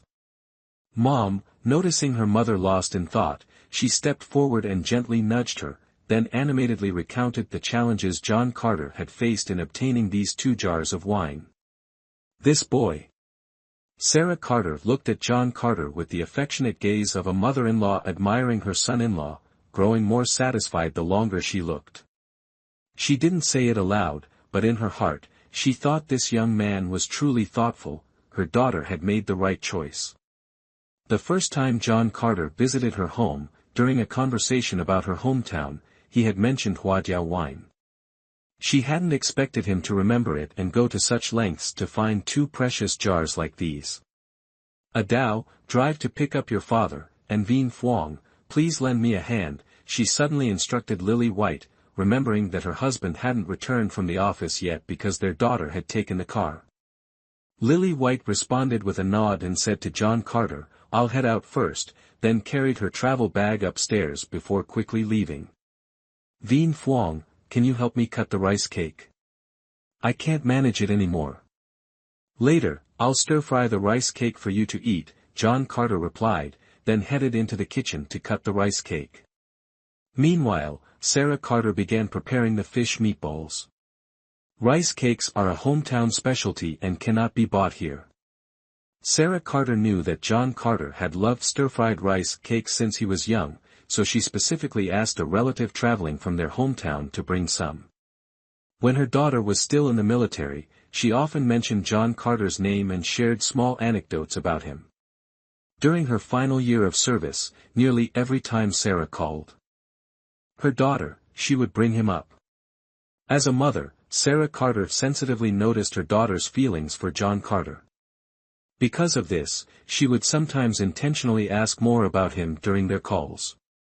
After her daughter finished her military service, she decided to extend her term. When John Carter left the military, she followed suit and left as well. Sarah knew it was all because of John Carter. After Lily White left the military, she went through a particularly gloomy period and considered visiting John Carter's home several times. However, part of her hesitated because she hadn't clarified her relationship with him and felt she lacked a proper reason. Another part of her hesitated because William White, her father, had his own plans for her marriage. He used the excuse of waiting for the Civil Affairs Bureau to assign her a job to stop her from taking action. In most traditional families in China, even if the husband fears his wife in daily life, he still holds absolute decision-making power in major matters. Therefore, aside from feeling regretful for her daughter, Sarah Carter found herself unable to do much to help. Fortunately, John Carter was very ambitious. Half a year after leaving the military, he successfully passed the university entrance exam. Of course, she wasn't as naive as Lily White, imagining that John Carter chose a university near home because of Lily. The last time Sarah Carter met and talked with John Carter for a while, she genuinely liked the young man, wholeheartedly considering him her future son-in-law. As for William White, when he saw that John Carter could get into a prestigious university, under Sarah Carter's strong persuasion, his attitude toward John Carter changed. He agreed with Sarah Carter to temporarily not interfere in their daughter's affairs and just observe the situation. However, due to the traditional saying, a father-in-law looks at his son-in-law, and the more he looks, the less satisfied he becomes, the last time John Carter visited their house, William White wasn't particularly warm. He only exchanged a few polite words out of courtesy and wasn't very friendly. After dinner, he found an excuse to go to the office, unlike Sarah Carter, who held John Carter's hand and kept asking questions enthusiastically. Soldiers often had to take turns helping in the kitchen, so John Carter, unlike most young men today, wasn't clueless about household tasks. After cutting the rice cakes, he continued assisting Sarah Carter with other chores. Sarah Carter also enjoyed having John Carter around to chat with, so the two busily worked while talking, occasionally laughing at amusing stories. Lily White, filled with happiness, was chattering away on the way to pick up her father, recounting how John Carter went to the unit yesterday to submit a report and had an experience searching for wine in the afternoon. The story of John Carter submitting the report, intentionally promoted by the university and the unit, was featured on the front page of today's Urban Youth newspaper. In fact, William White already knew about it beforehand, so he carefully asked his daughter about John Carter's experiences in the military. This was also the first time he showed interest in John Carter's matters. Although he felt his daughter might have exaggerated a bit, his impression of John Carter completely changed. Previously, William White never thought highly of soldiers. Even though his daughter had also served in the military, he always believed that most soldiers were rough and uneducated. John Carter's persistence in searching across the city for wine surprised William White. In truth, New Air Hong held a special significance for William White and his wife, so he had already known that the Ham Hung Hotel had a few jars of this precious wine. He had even spoken to the owner, offering a high price to buy it as a surprise for Sarah Carter. However, no matter what he said, the owner firmly refused to sell, and in the end, he had to give up. Having once been an official and now a businessman, William White deeply understood that in China, whether in governance or business, social relationships are extremely important. It can be said that Chinese people rely on emotions to govern the country and conduct business. On one hand, John Carter was able to deduce from a brief conversation with Sarah Carter what gift would touch her heart the most. On the other hand, he managed to acquire something that even William White, despite offering a high price, could not obtain, and at such a low cost. Furthermore, this young man was intelligent and, according to his daughter, learned everything very quickly. William White felt that this young man was bound to have a promising future. Thus, he couldn't help but smile and say to Lily White, "My daughter, now I see that this son-in-law of ours is truly not bad." Although feeling a bit embarrassed, Lily White felt immense joy in her heart when she heard her. Father finally acknowledged John Carter. When they arrived home, the meal had already been prepared. Sarah Carter and John Carter were sitting in the living room, watching TV and chatting. Seeing them enter, John Carter stood up. While changing his shoes, William White greeted, "Vien Phuong is here." Both Sarah Carter and Lily White noticed the change in William White's way of addressing John Carter. Previously, he only called him Little Carter. After exchanging a few polite words, the father and son went upstairs to wash their hands before coming down for dinner. William White, holding a jar of wine that had clearly been broken and glued back together, walked into the dining room and asked Sarah Carter, "Where are the other 2 jars of wine?" Sarah Carter smiled brightly, placing a jar of New Air Hong on the table. William White also set his jar beside it, looking at them and remarking, "Exactly the same, completely identical, aren't they?" John Carter did not understand what he was doing, he only noticed the 2 wine jars. Apart from one being broken and the other intact, their shapes and patterns were identical. He looked to Lily White for help, only to see her equally confused, staring at the man. Sarah Carter seemed quite cheerful and said to William White, "Stop messing around, let's eat first. The kids are hungry." William White gave an awkward smile, placed the broken wine jar in the corner, and then said to Lily White, "Bring out some glasses for the wine." He then began removing the clay seal from the intact jar himself. It turned out there were already 4 tall crystal wine glasses set on the dining table. Hearing William White's instruction, Lily White cleared those glasses away and went upstairs to fetch the family's prized wine glasses. These 5 glasses, purchased by William White years ago at an auction for over 400,000 yuan, were said to be Ru Kiln porcelain from the Song dynasty, extremely valuable. Since their purchase, they had always been stored in a safe, rarely taken out, let alone used. While Lily White went to retrieve the glasses, Sarah Carter placed a few pieces of food onto John Carter's plate, saying, "You must be starving," and urged him to start eating. William White opened the wine, inhaled its fragrance, and praised, "This wine smells amazing." Then he picked up his chopsticks and began eating as well. Lily White arranged the glasses and poured wine for everyone one by one. Initially, the wine jar contained 10 units of wine, but after more than 20 years, less than 1/3 remained. When poured out, the wine had an amber color, thick and viscous, resembling honey more than wine. Each glass could hold about 2 units, but Lily White only poured a small portion into each. William White raised his glass and said to John Carter, "John, let's drink this one in one go," prompting everyone to raise their glasses. Lily White and her mother only took a small sip, but seeing William White tilt his head back and finish his in one gulp, John Carter felt compelled to do the same. As he brought the glass to his nose, a faint, unique aroma wafted up. Upon taking a sip, the wine slid down his throat before he could savor it fully, leaving a wonderfully peculiar sensation as it went down. After finishing the first glass, William White picked up the wine jar and filled both his and John Carter's glasses again. John Carter hurriedly said, "Don't pour too much, this wine has a strong aftertaste." William White chuckled and replied, "It's fine, getting a little drunk won't hurt. This fine wine is harmless to the body. Besides, you're staying here tonight, so have a bit more." John Carter had initially planned to return to the school dormitory that night, but upon hearing William White's words, he couldn't refuse at the moment. Thinking his tolerance for alcohol wasn't too bad, he decided to be cautious and figured he could deal with the matter of returning later after the meal. After pouring the wine, William White took a sip himself, smacked his lips, and said, "This is truly fine wine." Then he asked John Carter, "Do you know the origin of New Air Hong?" John Carter replied, "Isn't it because the person who invented this wine brewing method was a woman? That's just a legend." "In fact, there's another, more poetic story," William White said with a smile, glancing at his wife, then looking back and forth between his daughter and John Carter.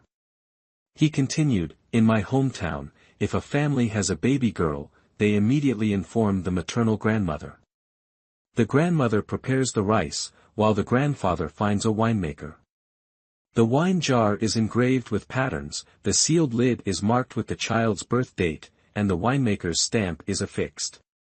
The wine is then brought home and buried under the window outside the daughter's room. When the daughter gets married, the wine is unearthed, some is used to treat the wedding party who comes to fetch the bride, and the rest is taken as part of her dowry to be used during the wedding at the groom's house. That's why it's called New Air Hong, daughter's red. If a son is born, then what? Unable to resist her curiosity, Lily White asked, intrigued by the story. Glancing at her husband, Sarah Carter continued her daughter's question, then Grandpa would prepare wine, and when the son grows up and passes the imperial examinations, the wine would be brought out to celebrate. The hardest achievement is to pass as the top scholar, so it's called Top Scholar Red. But these are customs from a long time ago, no one pays attention to these things anymore. When your mom married me, your grandpa told me that when she was born, he also bought a jar of wine and buried it. We went to dig it up together, but it turned out that your grandpa didn't bury it properly back then, and the jar had long since broken, there wasn't even a drop of wine left to drink. William White said this while pointing to the broken wine jar placed in the corner of the house. Hearing this, Sarah Carter gave her husband a sideways glance and pretended to be annoyed. Aren't you drinking now? It's not the same, this is our daughter's wine. After saying that, he winked at Lily White and John Carter. Lily White shyly lowered her head, and John Carter also felt very embarrassed. John Carter's initial intention was simply to buy 2 bottles of wine. Remembering how Sarah Carter had nostalgically mentioned Huajiao wine from her hometown last time, he decided to purchase some aged Huajiao wine. After searching in several places without success, he became determined to find it. Eventually, by chance, he came across 2 jars of New Air Hong, and bought them without much thought, completely unaware of the story behind New Air Hong. Sensing the awkwardness between the 2 young people, Sarah Carter changed the subject and asked her husband what he had been busy with lately since he rarely came home. William White explained that he was collaborating with another company to develop a new residential area. The project was quite large and involved many aspects, keeping him busy.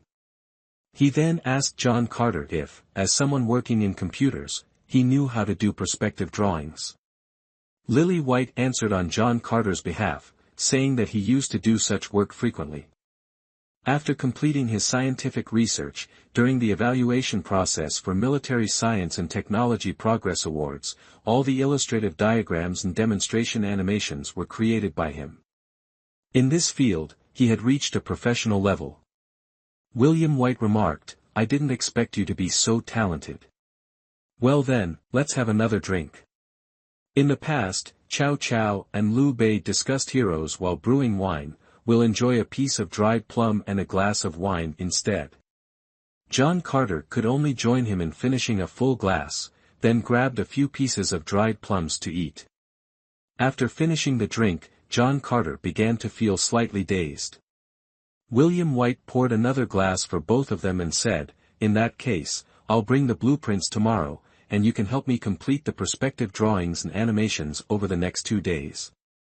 He explained that he and a few partners were having disagreements about the planning of this residential area, but with just the blueprints, no one could convince the others. If there were perspective drawings or animations, he would gain the upper hand. In his hazy state, John Carter agreed. William White said, "Thanks in advance," then, and insisted he drink another glass. Afterward, he asked about John Carter's family and school life, with Sarah Carter occasionally chiming in. Seeing her parents take such a liking to John Carter, Lily White was naturally pleased.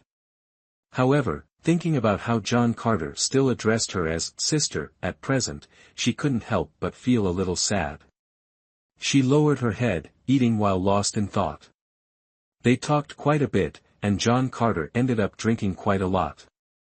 By the time Lily White realized she shouldn't let John Carter drink any more, the wine jar was nearly empty.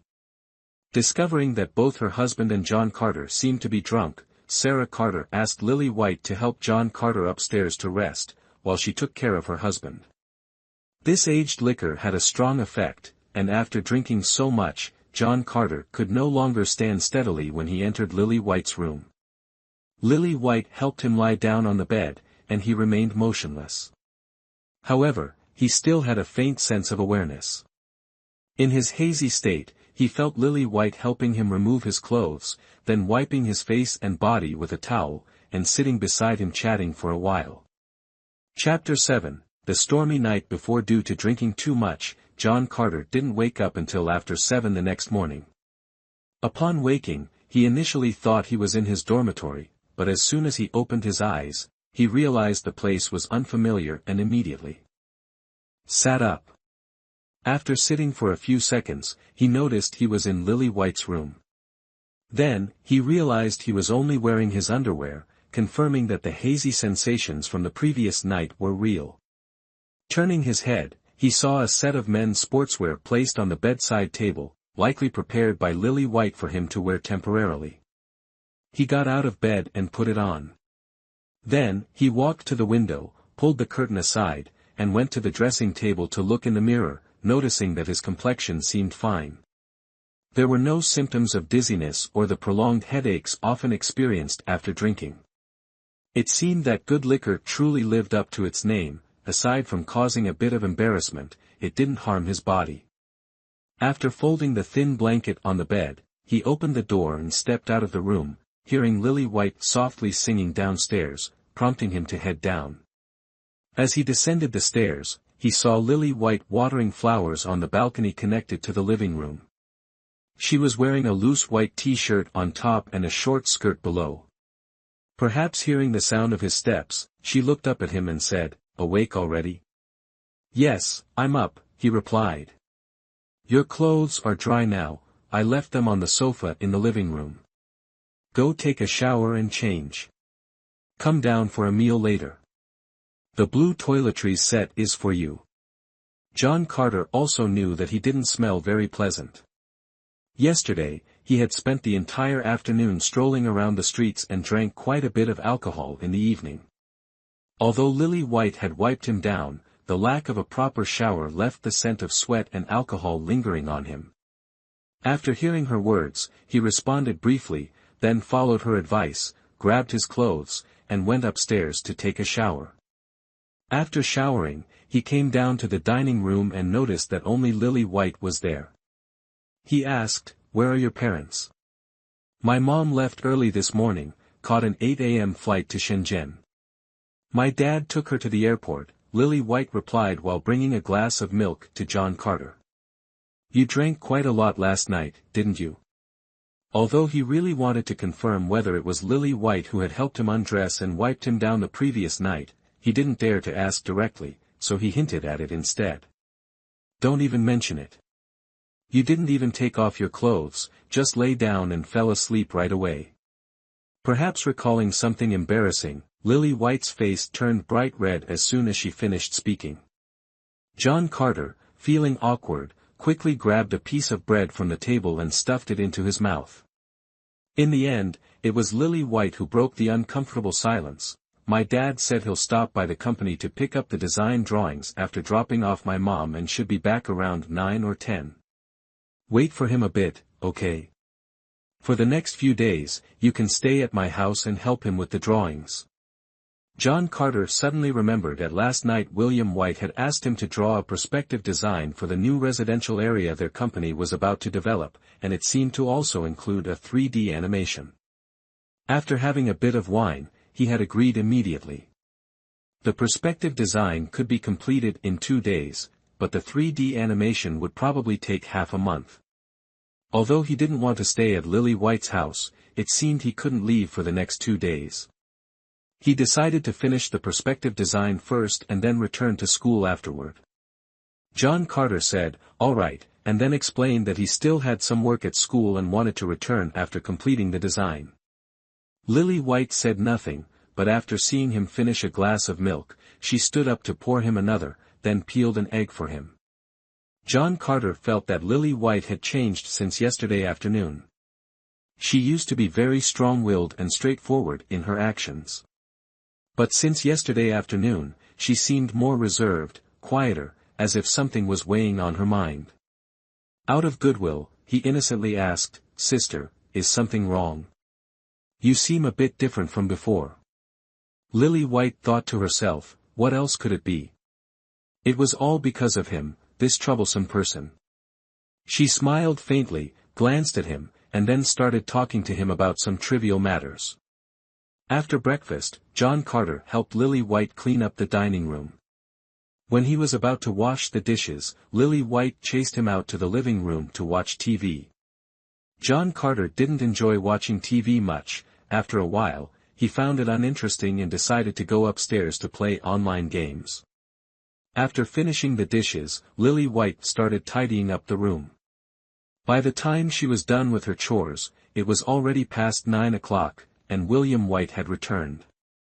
John Carter didn't expect that a girl who appeared so strong could be so skillful in household tasks in real life. William White brought all the documents regarding the new residential area to be developed this time, including the design plans, related descriptions, and even layout plans for some model apartments. After carefully explaining all the relevant details to John Carter, he assigned him 3 tasks. First, to create a flat effect drawing of the entire residential area, second, to produce a 3D animation of the residential area, and third, to create a 3D effect for the model apartment. The flat effect drawing would be used in newspapers, websites, and lightbox advertisements. The 3D animation would mainly be presented to clients and, if necessary, used in TV commercials, and the 3D effect of the model apartment would be used on the website and for customer presentations. After William White finished his introduction, John Carter had a thorough discussion with him about several details.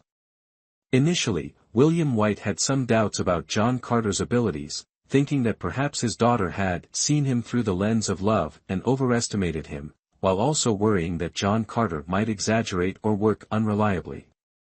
However, after this discussion, he was completely satisfied with him. Finally, John Carter pointed out that while regular computers could handle visual effects, creating animations would be best done using graphic workstations, as they offer faster processing speeds and better product quality. William White assured him that this issue would not be a concern, as he would find a solution when the time came. The two talked until around 11 in the morning, at which point William White mentioned that he had to meet some old friends for lunch and needed to leave. He even wanted to take John Carter along, perhaps to let his friends evaluate him. However, seeing that his daughter seemed reluctant and that John Carter was not accustomed to such gatherings, he used the excuse of painting to decline, so the idea was dropped. Before leaving, William White repeatedly reminded Lily White to take good care of John Carter and to call him if anything came up. Just as he was about to step out, he suddenly remembered that he had to go on a business trip to Chengdu in the afternoon. He told Lily White that he might not be back for the next 2 or 3 days. After saying this, he gave John Carter a meaningful smile before hurrying off. After a simple lunch, John Carter and Lily White went out to buy some necessary software disks. Once back home, they began the installation process. While the computer was installing the software, John Carter took the opportunity to study the documents in more detail. Feeling like she couldn't contribute much, Lily White decided to go to the market to buy groceries. John Carter was the type of person deeply dedicated to his work. After finishing the software installation, he immediately got busy creating models using 3ds Max. Once immersed in work, he paid no attention to anything else. When Lily White came to ask what he wanted for dinner, he didn't even turn around and simply replied, "Anything is fine." After a quick dinner, he went straight back upstairs to Lily White's study room to continue working. Lily White went in and out of the study several times, seeing that he was so engrossed in his work that he couldn't pay attention to her. Feeling helpless, she went to the bedroom to watch TV. However, no program could hold her attention.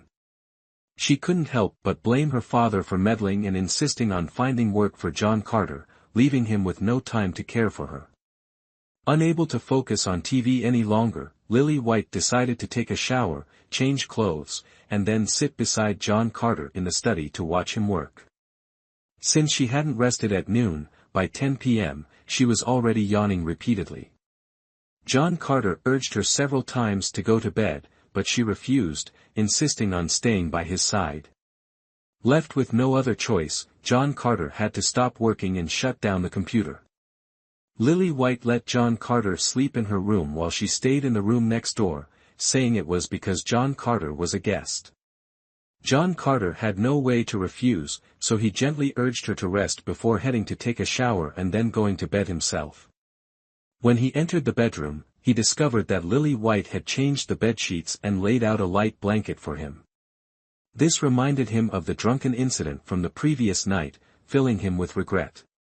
He silently vowed never to drink so much again. Lying on the bed, he caught the lingering scent left by Lily White, which brought back thoughts of her behavior over the past 2 days and their shared experiences over the past 3 years. He found himself unsure of what place Lily White held in his heart before slowly drifting into sleep. In the middle of the night, he woke up feeling a bit cold. In a half-asleep state, he pulled the light blanket tighter around himself. A while later, he faintly heard the sound of the door opening, which startled him fully. Awake. Opening his eyes, he saw a slender figure passing by the bed, heading toward the window as though to close it. At this moment, John Carter realized it had started raining heavily outside. He must have slept too deeply to notice earlier. Sitting up, he murmured, "It's raining," and reached out to turn on the bedside lamp. The sudden light startled Lily White, who was standing opposite the window, causing her to instinctively turn around abruptly. When John Carter saw Lily White's current appearance, he felt as though all the blood in his body rushed to his head, and a buzzing sound echoed in his mind. Lily White was wearing only a pair of triangle panties and a bra, leaving almost all of her skin exposed. Under the dim light, her figure radiated an alluring glow. Her long slender legs, petite waist, and voluptuous chest made John Carter's face flush with heat. What was even more striking was that Lily White's bra was very small, with more than half of her chest exposed. The high, snow-white curves and the deep cleavage became even more captivating under the light. Seeing John Carter staring blankly at her chest, Lily White felt a bit embarrassed and gave him a glare. "What are you staring at, you pervert?" she snapped before turning back to continue closing the window. John Carter quickly got off the bed, slipped on his slippers, and stepped onto the rug. He took a few steps forward but then felt it was inappropriate, so he stopped and stood there, looking at Lily White's back. After shutting the window, Lily White turned around. Perhaps during the act of closing it, she had managed to compose herself. She approached John Carter as if nothing had happened. Standing before him, she lightly touched his shoulder and said, "You seem a bit cold, aren't you? Lie down first, I'll get a blanket for you." With that, she left the room. As Lily White approached, touched his shoulder, and spoke to him, John Carter wanted to say something but couldn't think of what to say. He opened his mouth but no words came out. This left him feeling disappointed in himself, questioning where his usual composure had vanished to. After Lily White left, he lay down on the bed in a daze, simply pulling a thin towel over himself. More than 10 minutes passed, and just as John Carter began to think Lily White wouldn't return, she pushed the door open and entered, holding a thin blanket in her hands, still dressed in her three-piece outfit. Lily White removed the towel from John Carter and gently covered him with the blanket.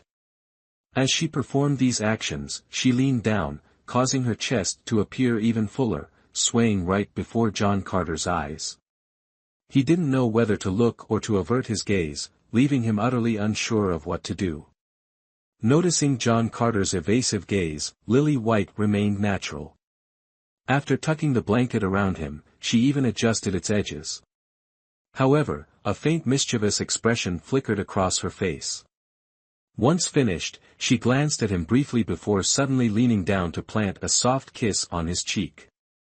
Caught off guard by the unexpected gesture, John Carter flinched and, in his flustered state, instinctively embraced Lily White.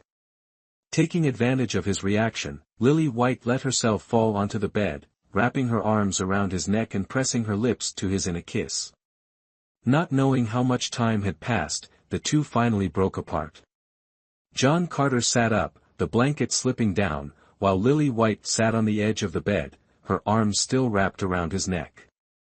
She looked straight into his eyes with a playful smile. "You don't think I deliberately seduced you, do you?" John Carter hurriedly said, "I." Before he could finish his sentence, Lily White silenced him with her lips, and the two embraced, tumbling back onto the bed.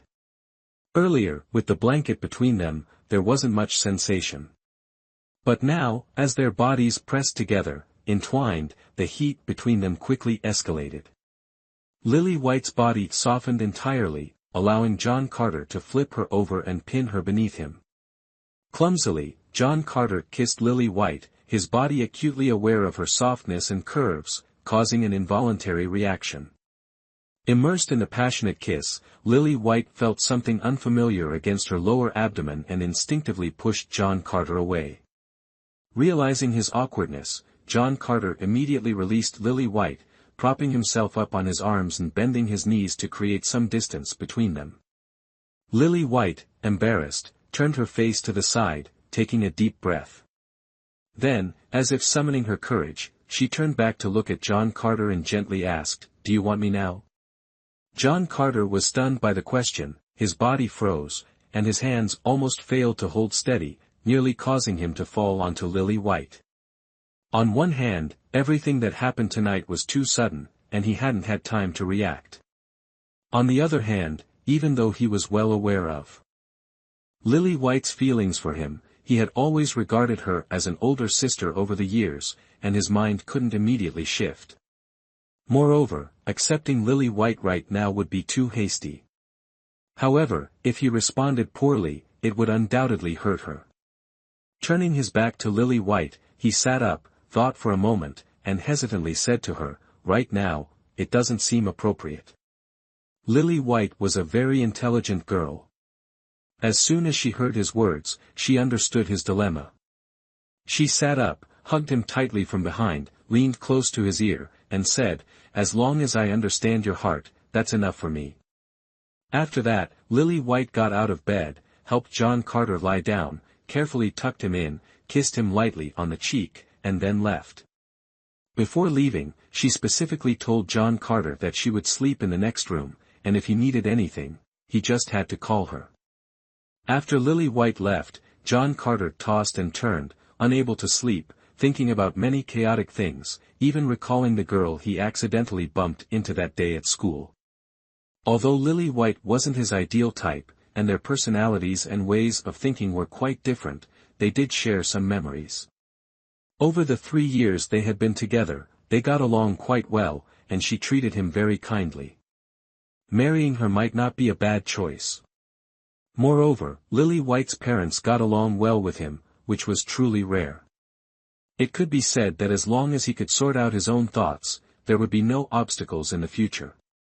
His parents, upon meeting someone as beautiful and capable as Lily White, especially since they had known about her for a long time and had even subtly inquired about her before, would surely not object.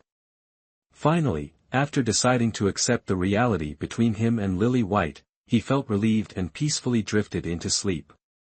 Chapter 8, This Life's Promise. By not even 5:30, John Carter was already awake. He lay on the bed but found it impossible to fall back asleep. Thinking about how he had overslept the previous morning due to drinking, he decided to get on the treadmill for some exercise today. He changed into a camouflage tank top and shorts, then pushed open the door to step outside. It seemed Lily White was still asleep, there was no sound or movement. Passing by her room, John Carter noticed the door was slightly ajar. A part of him wanted to peek inside, but he felt hesitant. Despite the fact that their relationship had grown much closer after last night's events, entering her room would seem natural. However, being a young man, John Carter worried it might be awkward if Lily White woke up, and he still hadn't figured out what he should say to her first. So, after standing at her door for a few seconds, he decided to move on.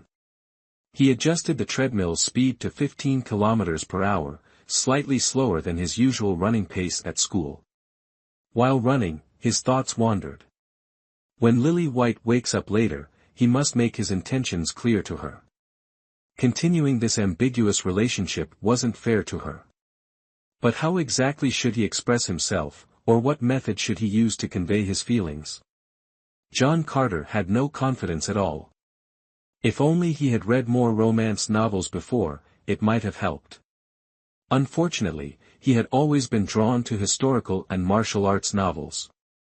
Historical novels were irrelevant, and the world of martial arts was far removed from real life. Perhaps it was the sound of the treadmill that woke her up, or maybe she had already been awake. After running for a while, John Carter heard Lily White's door open, followed by the sound of her footsteps heading toward her bathroom. The noises of her door opening and closing came in quick succession. John Carter thought to himself, she's up and getting ready. When the treadmill display reached 10,000 meters, John Carter turned it off. Entering the apartment, he noticed the bathroom door was still closed. He knocked and called out loudly, "Sister, are you in there?" Lily White's voice echoed from the direction of the bedroom, "I'm here." "Then I'll take a shower first." John Carter shouted toward the bedroom. After finishing his shower, John Carter gently pushed open the bedroom door. He found that Lily White had tidied up the room for him, and she was sitting at the dressing table fixing her hair. As the weather had turned colder, Lily White was wearing a long white dress. John Carter walked up behind her, and Lily White smiled at him through the mirror, glancing at him before pouting and saying, "Are you still calling me sister?" John Carter immediately became flustered, unable to look Lily White in the eye.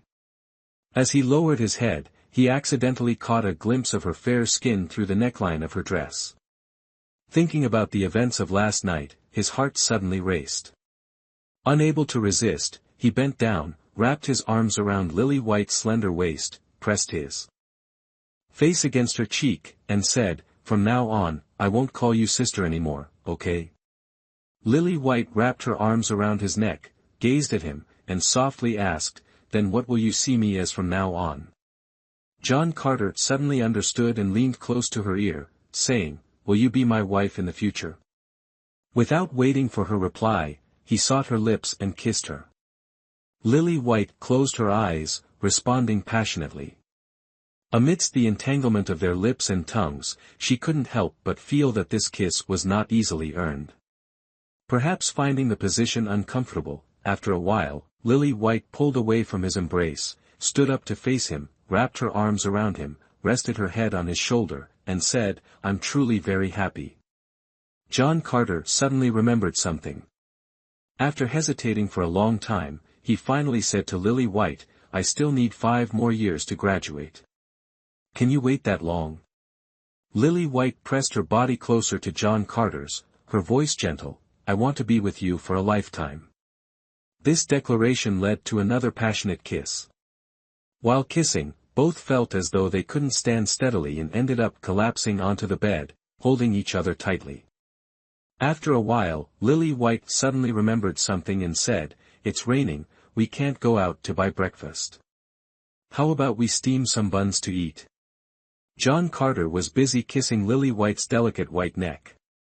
Hearing her words, he murmured, "I don't want to eat anything right now, I just want to devour you," and continued his kissing plan.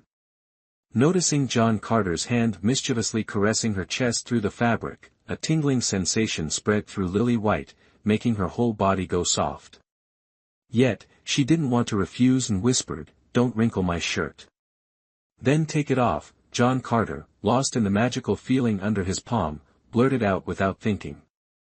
Lily White pinched him hard, intending to scold him, but instead, she said, "Do you really want to see me that badly?"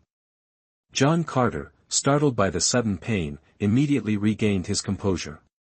He quickly removed his hands from Lily White's chest, jumped off her, and hastily said, "I'm going to steam the buns now," before rushing out of the room.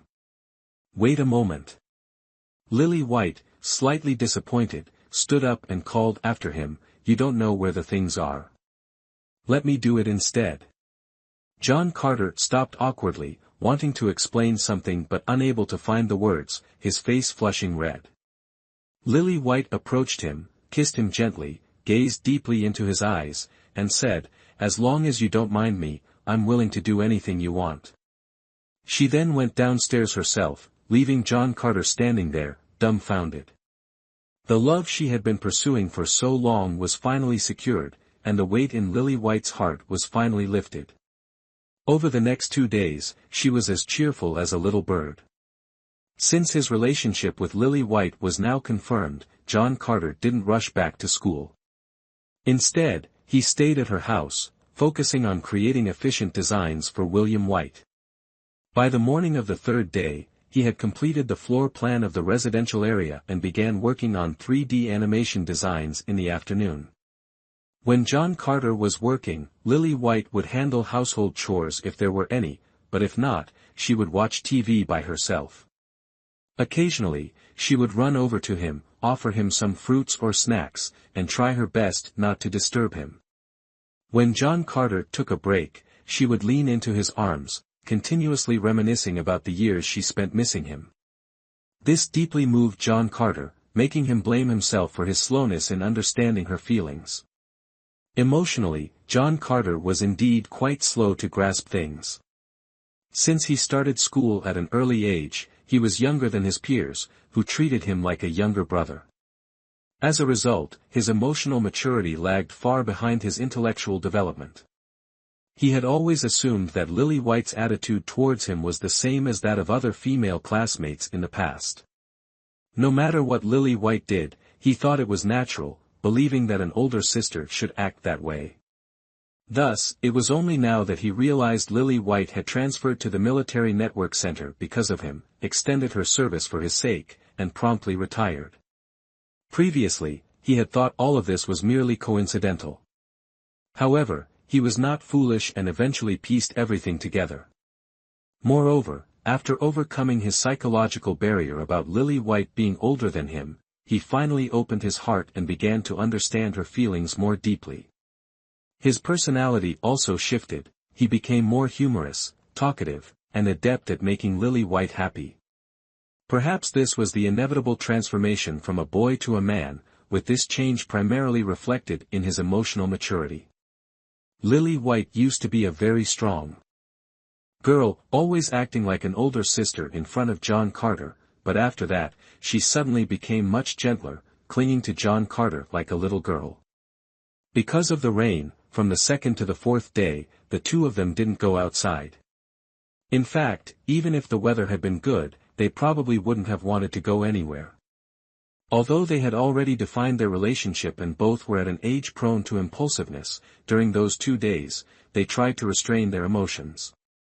Aside from frequent hugging and kissing, they made an effort to avoid actions that crossed the line. Perhaps they thought there was plenty of time ahead, or maybe they were waiting for a naturally appropriate moment. Every day, Sarah Carter called home, primarily to check on John Carter. Hearing that he was busy drawing up designs, she couldn't help but scold her husband, then repeatedly reminded Lily White to take good care of John Carter. Beyond seeing him as a future son-in-law, Sarah Carter also had a special affection for John Carter. For some reason, at times, her concern for him seemed even greater than for Lily White. On the evening of the 4th, William White called to check on things at home. Hearing that John Carter had completed the design layout and was working on a 3D model for the animation, he was delighted. During the call, he praised John Carter and mentioned that he would return the next morning. He also planned to arrange a meeting between John Carter and his business partners, asking him to convince those collaborators. John Carter declined, stating that he was not comfortable interacting with strangers and preferred not to go. However, William White explained that he wouldn't need to say much, just present his thoughts on the design. In truth, William White's intention was to provide John Carter with more practice.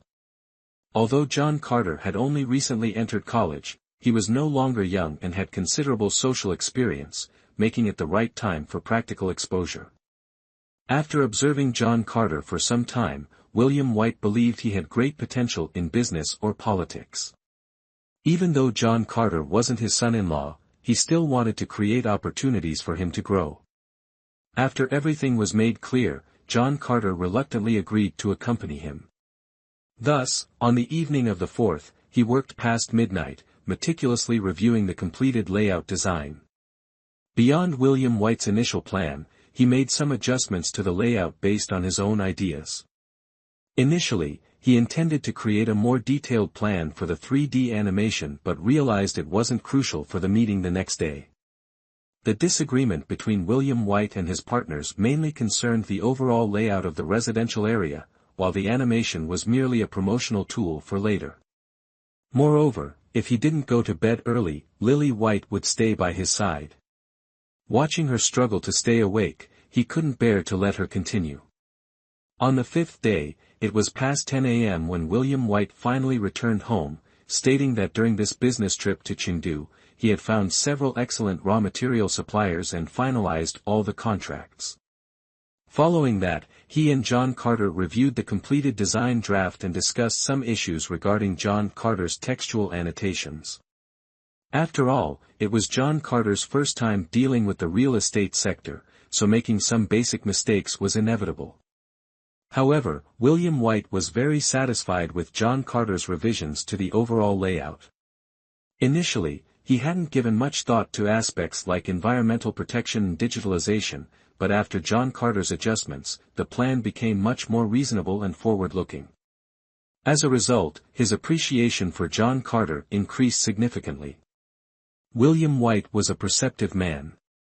Although he wasn't certain about the past or current dynamics of the relationship between his daughter and John Carter, this time upon returning home, he clearly noticed a change in their relationship compared to a few days ago.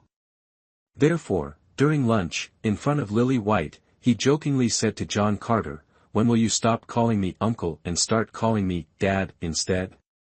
This left both young people feeling extremely embarrassed, especially John Carter, who looked as if he had been caught doing something wrong.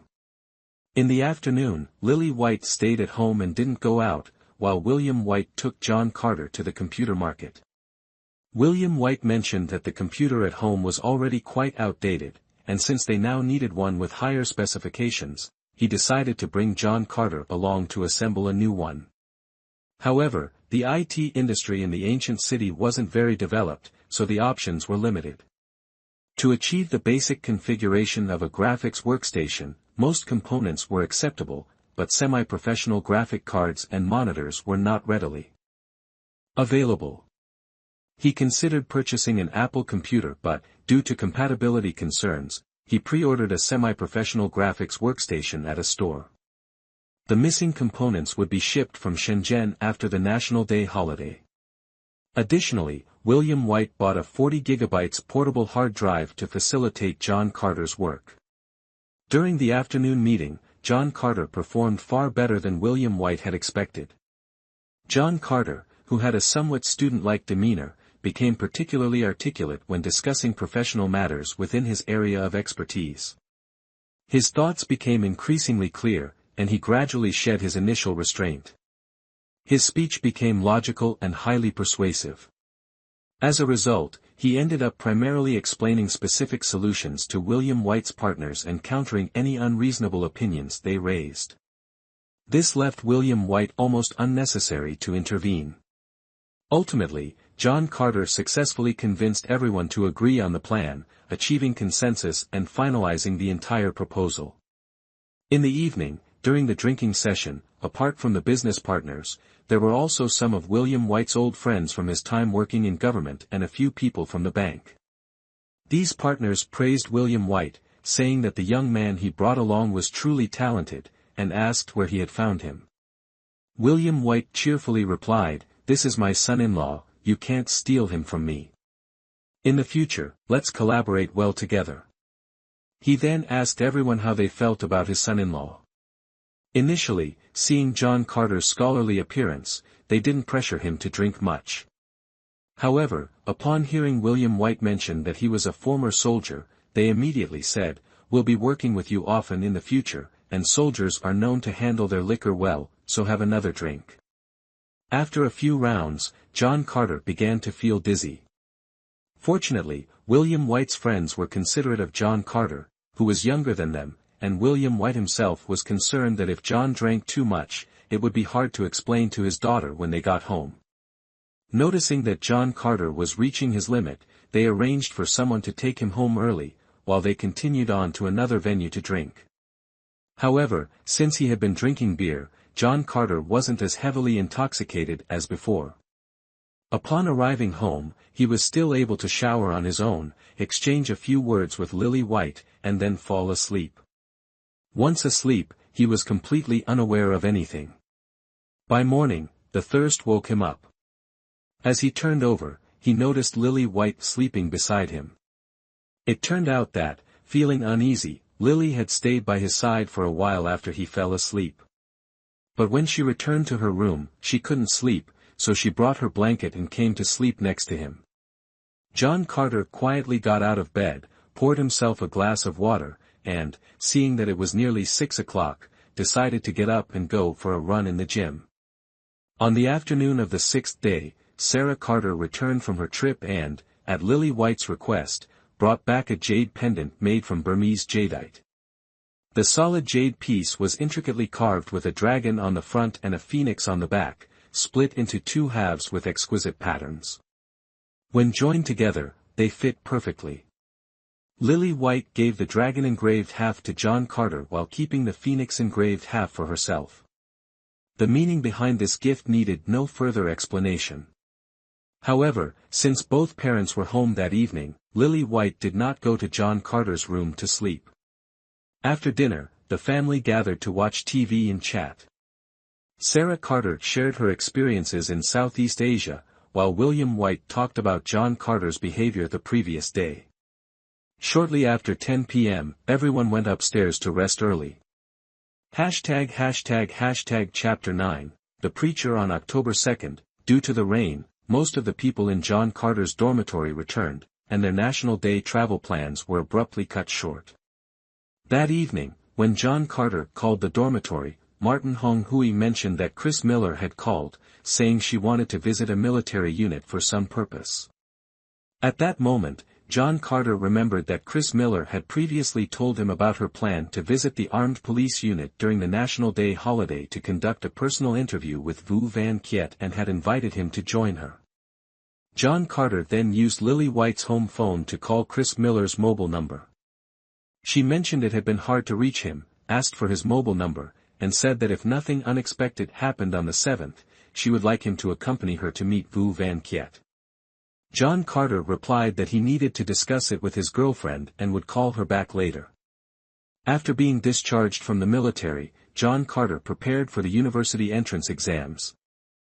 While Lily White took part in the self-study college exams, majoring in accounting. In fact, Lily White had considered taking the university entrance exams as well, but having neglected her studies for many years, starting over was quite challenging.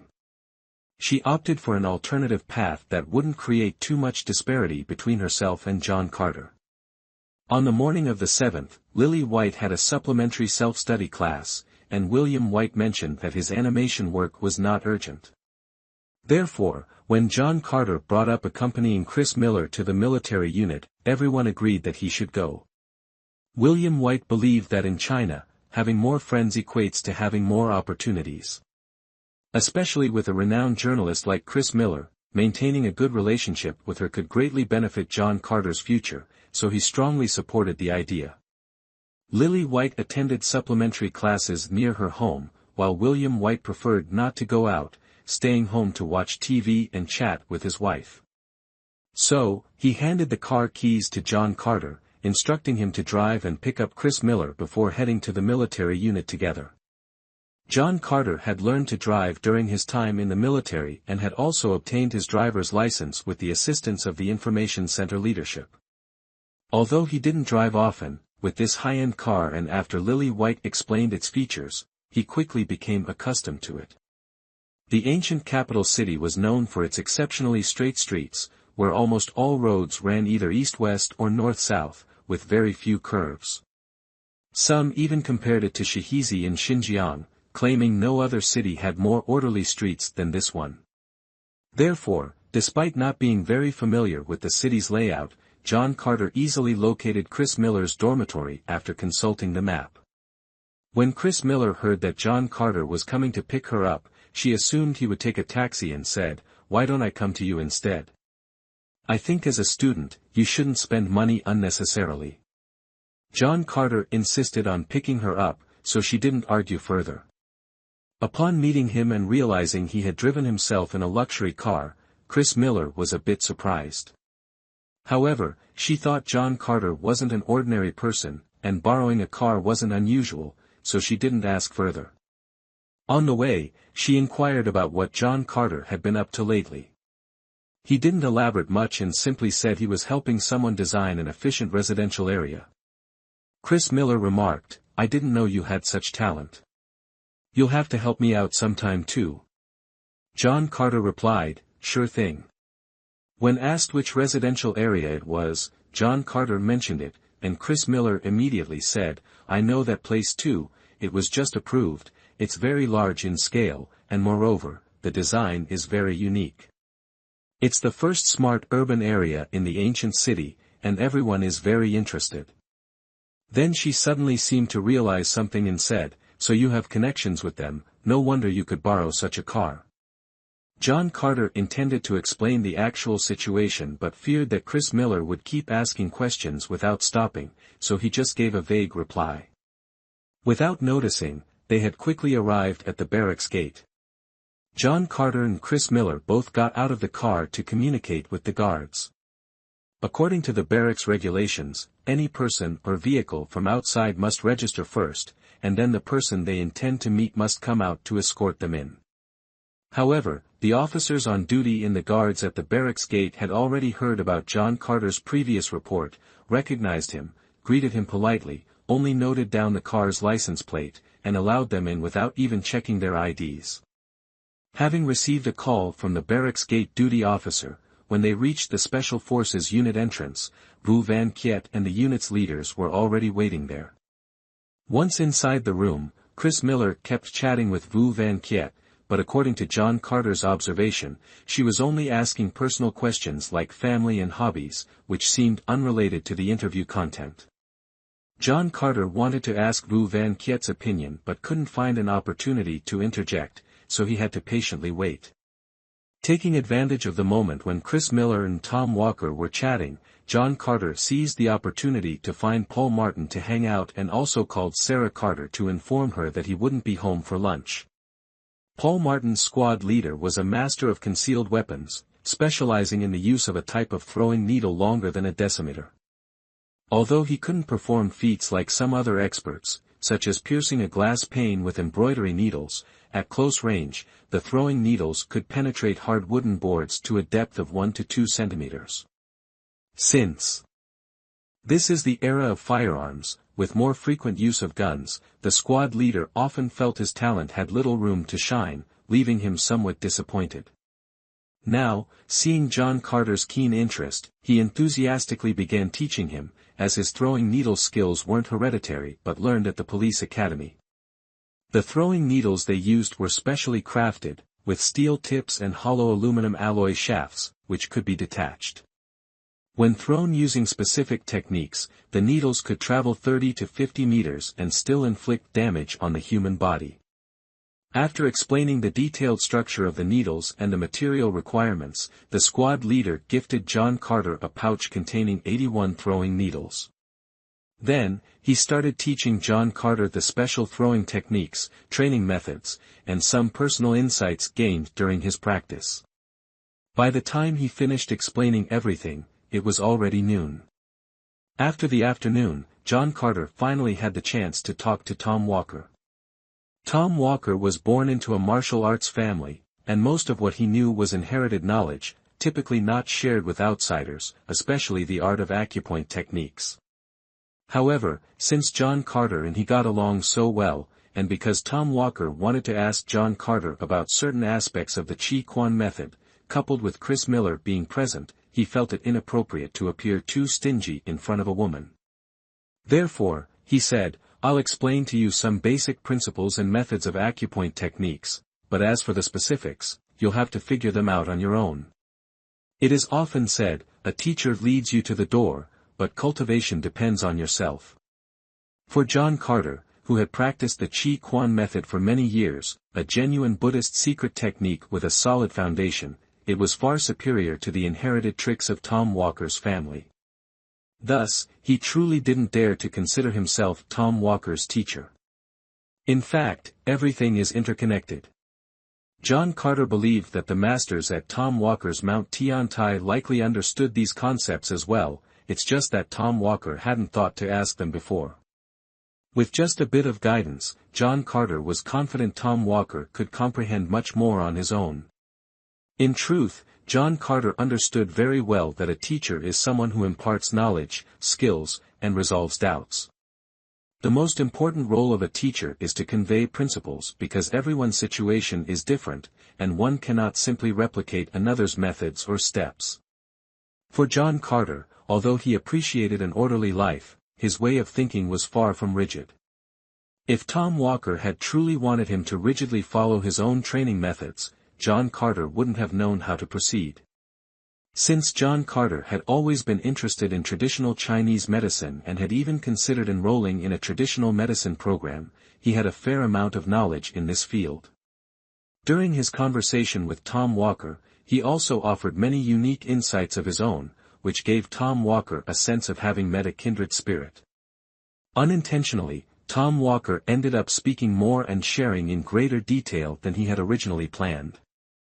The foundation of acupoint theory lies in the meridian system of ancient Chinese medicine.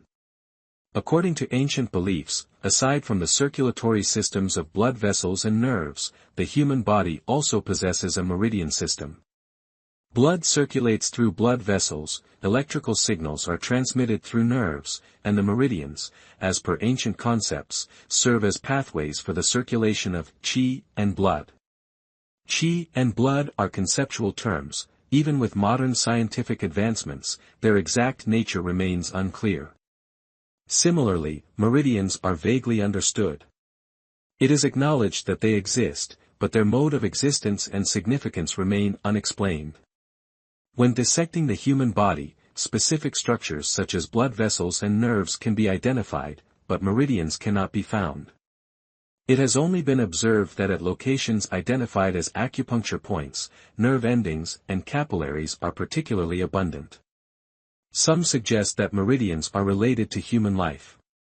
Tissues examined during dissection belong to deceased individuals, and with life extinguished, the meridians lose their function and cannot be detected. This is akin to human thought. Thought exists while a person is alive, but once deceased, no trace of thought can be found. Thoughts and memories only exist in living beings, and meridians may function similarly. Furthermore, ethical and legal constraints prevent live body dissections to study meridians, limiting research on their specific existence to the current level of understanding. However, some scientists, using certain methods, have identified specific characteristics of meridians. When radioactive elements are injected into acupuncture points on the human body, equipment shows that some radioactive elements spread along the meridians rather than through the circulatory system like blood vessels. When measuring electrical resistance in the human body, the pathways of the meridians exhibit the lowest resistance values. The temperature at acupuncture points differs significantly from surrounding areas. Therefore, while modern science has made limited progress in understanding the principles of meridians, the precise localization of meridians and acupuncture points has become much more accurate compared to ancient Chinese times. According to the theory of meridians, the human body has 12 primary meridians and 8 extraordinary vessels. Each meridian in the 12 primary meridians corresponds to a specific internal organ. The circulation of qi and blood in the human body flows through these 12 meridians over the course of 12 hours in a day, a process known as zi wu lu zhu. If an internal organ has an issue, the qi and blood in the corresponding meridian may become blocked at a specific acupuncture point. By using methods such as acupuncture to stimulate and unblock the meridians and acupuncture points, healing effects can be achieved. Conversely, deliberately damaging specific meridians or acupuncture points can disrupt the flow of qi and blood, causing issues in the corresponding internal organ and leading to illness. The principle of pressure point techniques involves targeting and damaging certain acupuncture points, obstructing the flow of qi and blood, and thereby causing problems in the body. Depending on the severity of the damage and the points targeted, the degree and speed of impact on the body will vary. As for the 8 extraordinary vessels, they are connected to the 12 primary meridians. Except for the Ren and Du vessels, which have their own specific acupuncture points, the remaining 6 vessels, such as the Chong vessel and Dai vessel, do not have unique acupuncture points but serve as rapid channels linking the 12 primary meridians.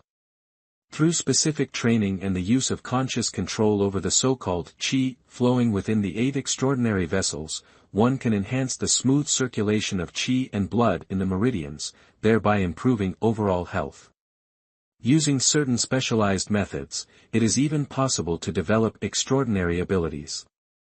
In fact, these extraordinary abilities are inherent capabilities of humans. Ordinary individuals simply cannot access them without proper training. This is similar to how everyone has the potential to learn many different languages, but without effort and practice, they cannot achieve fluency. In ancient Chinese culture, the practice of Qigong was divided into several stages: regulating the body, regulating the breath, regulating the mind, and regulating the intention. Regulating the body refers to maintaining a specific posture to facilitate cultivation, such as meditation or standing postures. Different schools have varying requirements for posture. For example, meditation might involve postures like full lotus, half lotus, or other seated positions. Regulating the breath involves adjusting breathing during practice. It is often said, a calm mind leads to harmonious energy, but in reality, harmonizing the breath is necessary to achieve a calm mind, as these two aspects support each other. Breathing is categorized into various types, such as natural breathing, normal abdominal breathing, and reverse abdominal breathing. Regulating the mind means focusing thoughts, eliminating distractions, and concentrating the mind on a desired point.